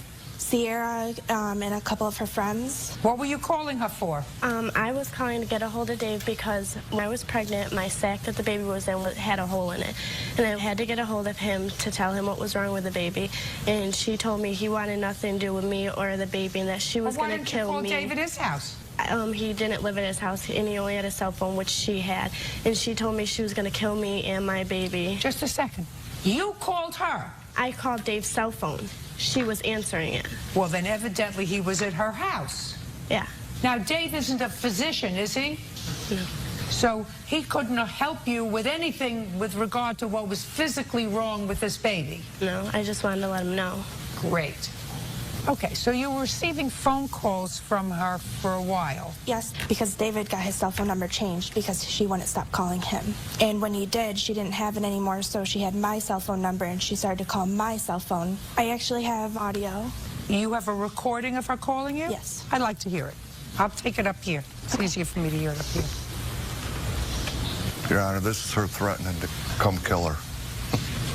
And so I'm not even playing. If you do not tell me what my baby's father is, I'm going to kill you. I'm not playing because Dave is my baby's father, and you should have called me when you got out of here, not your.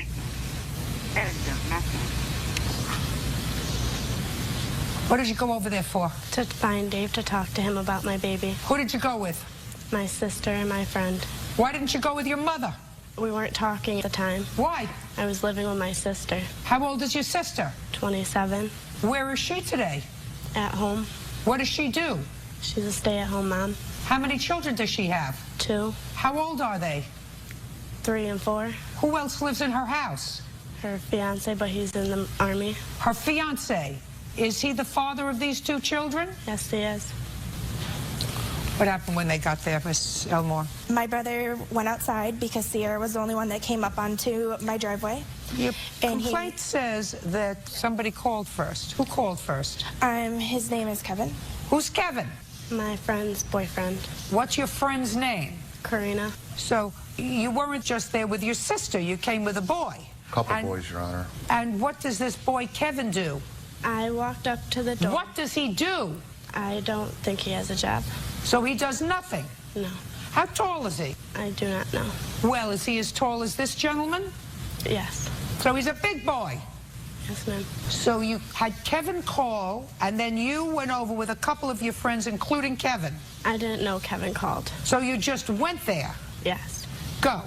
I picked up Kevin and Karina and Junior. What'd you pick up Kevin for? Because they were coming back to my house to help me babysit, because I had 4 kids and I was pregnant. Well, if they were helping you babysit, that means you had something to do in the afternoon. What'd you go over to her house for? To find Dave before I went to babysit. Why? Because I wanted to get paternity. You hadn't had a baby yet? They can take a needle and stick it through your stomach and get it out that way. Why would you do that? So I could tell who was the father. So you went over to her house and what? I started walking up her driveway, and that is when her brother came out and he pushed me. And that is Her brother pushed you. He didn't push you before he said something. What did he say? He said, get off my property. Get off your property. And what did you do? I stood there, and then he came up and he pushed. Just a minute. So at this point, you're trespassing. Yes, ma'am. You understand that you're trespassing? Yes, ma'am. Do you understand that she's trespassing? Yes, ma'am. This point, the person who lives in the house told you to get off the property because you've already threatened to kill his sister. Yes, ma'am. Not because of anything she did, but because of something allegedly that David did. David's allowed to dump you for somebody else. He didn't dump her. He was seen. He's allowed to dump you for somebody else. And you're 16 years old. He's allowed to have a lot of girlfriends. And you're supposed to take care so that you don't become pregnant. So you were trespassing and her brother pushed you. And then what happened? And then that's when Kevin and Jean got out the car and started fighting him, and Destiny came out and we started going back and forth, and then we started fighting. And then my sister and Karina got out the car, and then her other friend came out the house. And? And we all started fighting, and then we left, and then the cops pulled us over. And what happened when the cops pulled you over? They asked us all what happened and found out who hit her brother in the eye, and then they gave us all tickets to appear in court. And what happened to your ticket? I got harassment in the second. So you pled guilty? Yes, ma'am. Your Honor, we have a video of the fight. We taped it. Oh, I'd like to see it. Judge Judy continues in a moment. When the homeowner said to you, get off my property, you should have turned around and left. You have not. Elmore says 16-year-old Sierra Simpson came to her home and assaulted her. Okay. Yeah, they started videotaping it after her brother came out. I don't care whether her brother pushed you or not. You were trespassing, and you came there to hurt her. No question in my mind you came there to hurt her. For no reason. She went there to talk to Dave. Dave wasn't there. Yes, he was. Just a second. Hold on. If you look, she hit me first. In the left-hand corner. Play it back. That's where she hits her. Bam. Oh, there you go. No, you hit her first. And you weren't there looking for Dave. Why are you arguing with her if you're there looking for Dave? Because I asked for Dave, and she kept telling me to get off of her property and yelling at me, telling me she was said going get off her property, and baby. that's where you should have gone.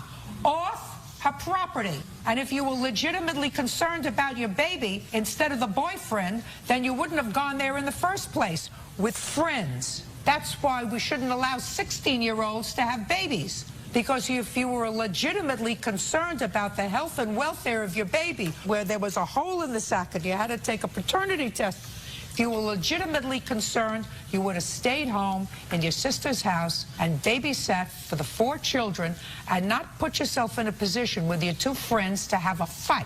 And when the homeowner said to you, get off my property because you were looking for trouble, you should have turned around and left.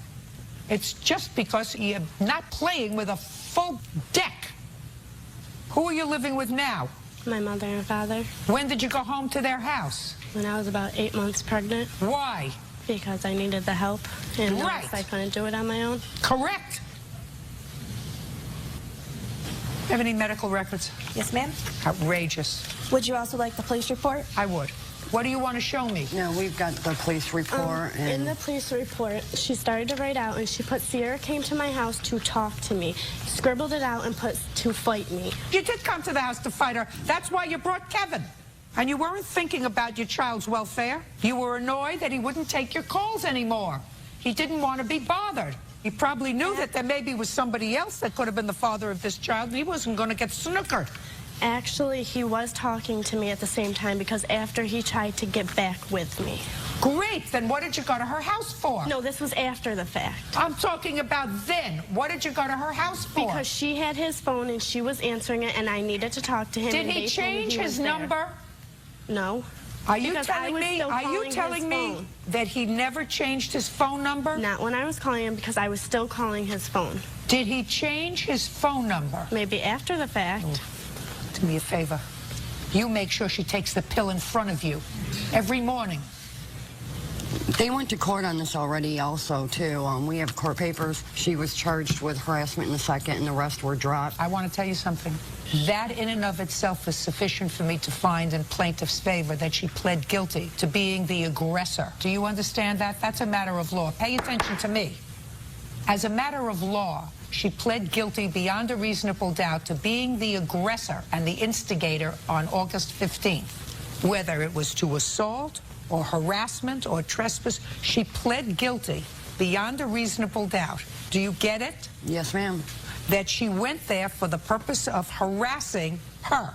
That's what she pled guilty to, beyond a reasonable doubt. So whatever baloney she gives me today, that she was going there to talk to Dave, is baloney, because that's not what she swore to the judge. She did. She swore to the judge that she went there for the purpose of harassing her.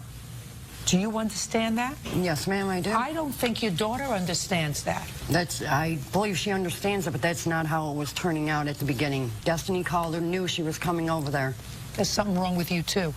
If you're making excuses for I'm this, not making excuses. then don't make excuses for her. I was on the phone with the officer. Don't make excuses for her. She went there looking for no good. This young lady didn't go to her house. She was the one who had been making all the telephone calls to somebody who clearly didn't want to speak to her. Your Honor, on my daughter's phone messages, she calls her right before she comes over to the house and tells her, if you don't come meet me at KFC. Listen to me. Do you have that message?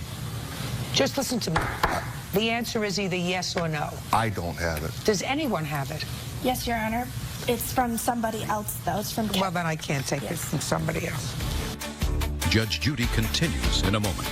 And later today... The apartment was a total mess. I just want you to take a look at how pigs live. Real cases, real people. Judge Judy. Destiny Elmore says 16-year-old Sierra Simpson came to her home and assaulted her. Do you have any outstanding medical bills? Just the one I gave you. I highlighted it. Okay, so the account balance was $225. I am, Miss Elmore, giving you 10 times what your actual damages were, because I believe you are entitled to that, for the pain and suffering as a result of this incident. You made a big mistake. Don't make a second one. Judgment for the plaintiff in the amount of $2,225. That's all. Step out. Parties are excused. You may step out. I feel that she's a drama queen, and she doesn't deserve what she got. After she hit me, there was 4 girls that are coming out at me, trying to hurt me as well. She went for my sister, started blaming her, going off on her as it was her fault. It was ridiculous for her to come to our house like that with more than 5 people. It happened, it's done. She's got to get on with her life now. And now the next case. All parties in the matter of Johns versus Carlock Fosdick. Step forward. Bradley Johns is suing his former tenants, Crystal Carlock and Ryan Fosdick, for leaving his duplex a mess when they moved out. Mr. Johns, the defendants were tenants of yours in what I gather is a duplex apartment? Yes, upper and lower. And it is your claim that they moved out. They moved out with your permission? Yes. Prior to the expiration of their lease, and they owe you money for rent and for damage that they caused to the apartment. Correct. The defendants say that they left the apartment in the same condition as they found it when they moved in, and that you actually owe them money because who fell? And your last name is? Carlock. Miss Carlock fell on steps in snow and ice, and she hurt herself. When did you move in, Miss Carlock? We moved in December 16th of 2009. Keep your voice up, please. 12/16? Yes. That's not true, Your Honor. When did they move in? I let them move in early on the 14th. They moved stuff in. If they started living there on the 16th, that's unbeknownst to me. It doesn't actually make any difference whether they moved stuff in on the 14th or the 16th. I mean, you're not wasting my time for 2 days, are you, Mr. Johns? No, I don't want to hear that you're wasting my time for 2 days. I'd like to present this, Your Honor. I want you just to answer my questions. Okay. No, I don't. I never want to waste your time. I want you just to answer my questions. Yes. When did you fall? December 20th. Did you report it to anyone? Yes, I went to the hospital. Did you report it to Mr. Johns? I called him 3 days afterwards. And said? And told him that I had fallen down the steps, and he said that he couldn't do anything about it, that I'd have to cover the medical bill because snow removal was in our lease. But actually, it had not been originally in the lease. It had been added, and only his... That's a lie, Your Honor. Mr. Johns, don't irritate me, sir. Sorry. Did you file a claim against Mr. Johns in December? No, I did not. Did it snow again in December? Yes. Did it snow in January? Yes. Who shoveled the steps? We ended up doing it. Perfect. That's what you should have done before. So I've just taken care of your counter. Put your hand down. Just taken care of your counterclaim. Now I want to see pictures of the apartment, if either one of you have them, when they moved in. Pictures of the apartment. That's more than pictures of the apartment, Mr. Johns. These are prior pictures. That's the condition they looked at when they agreed to live there.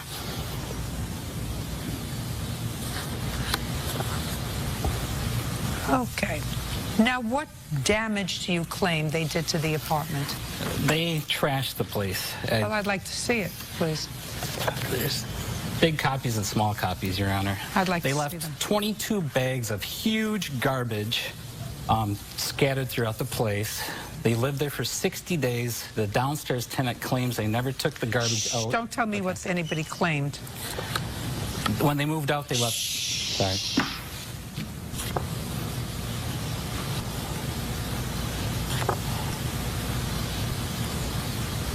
What is wrong with you people? What is wrong with you people? I'm sorry, Your Honor. I said, what's wrong with you? How can you live like this? We actually have a police report that shows that we didn't live like that. I want to see the police report. I mean, if he staged this, then he's a bigger idiot than I thought.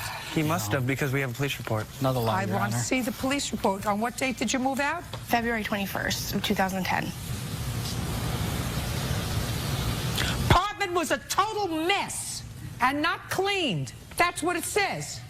I mean, you want me to read just what you highlighted? Which says there was no damage that would be considered above and beyond normal wear and tear. The apartment was a total mess and not cleaned. Judge Judy continues in a moment.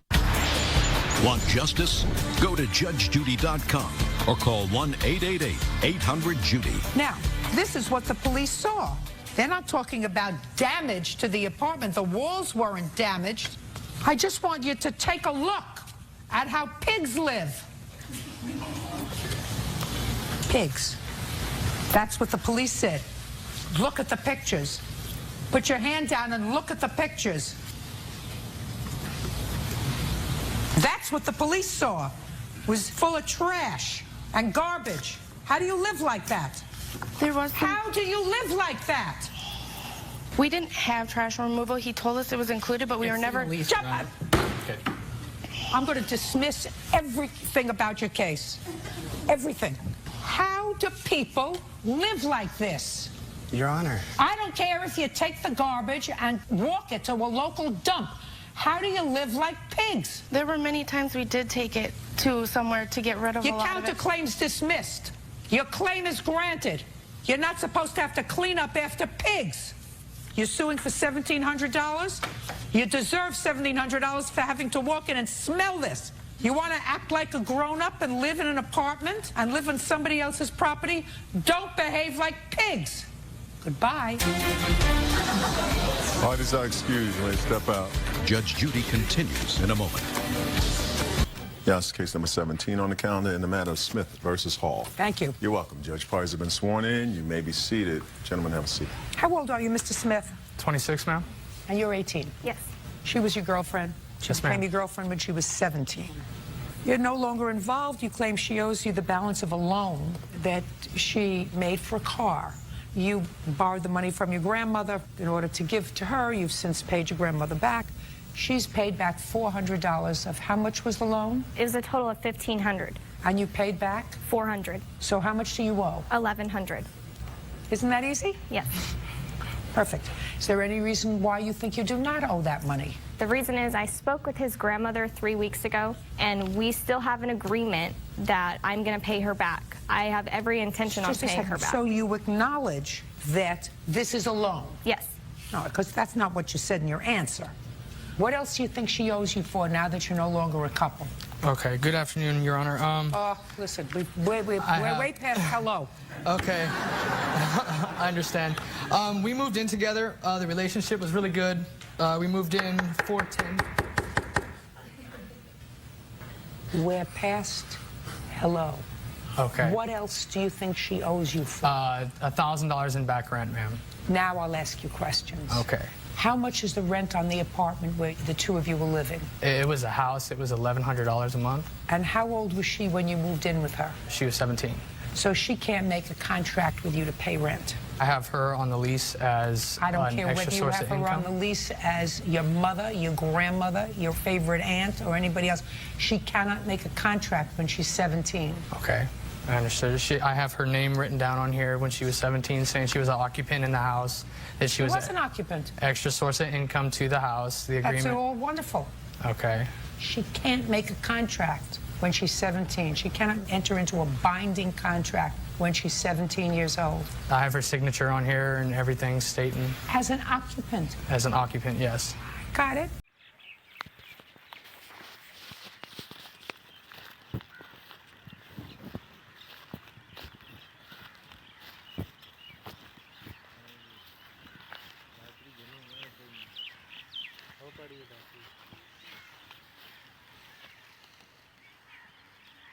किधर जा रहे हो नाटी है कि दाव का पुकानो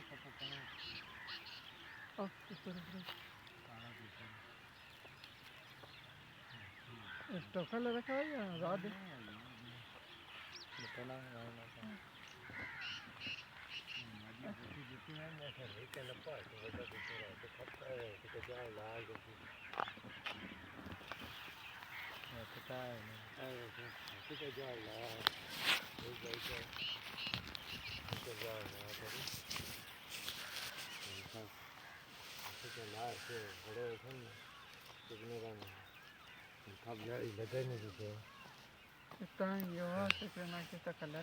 नहीं ये इनके पूरे काले मादी आ रहे जितने कोई मादी होने साथ है आड़े पे नारे चले नहीं नारे ये लपन तो खिला है मोबाइल पे लगी हो तो मादी चले ये बहुत फट आवे नरे नहीं वाली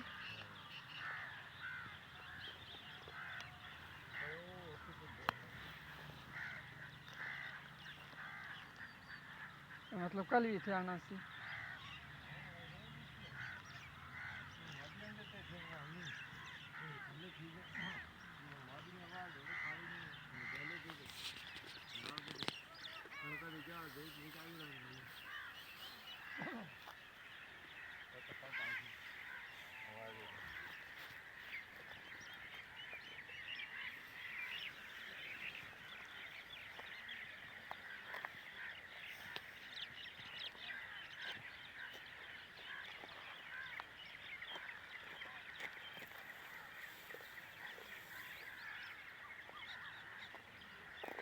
गल फल नहीं की जरा ये नहीं लगे या विवाद घटा है कल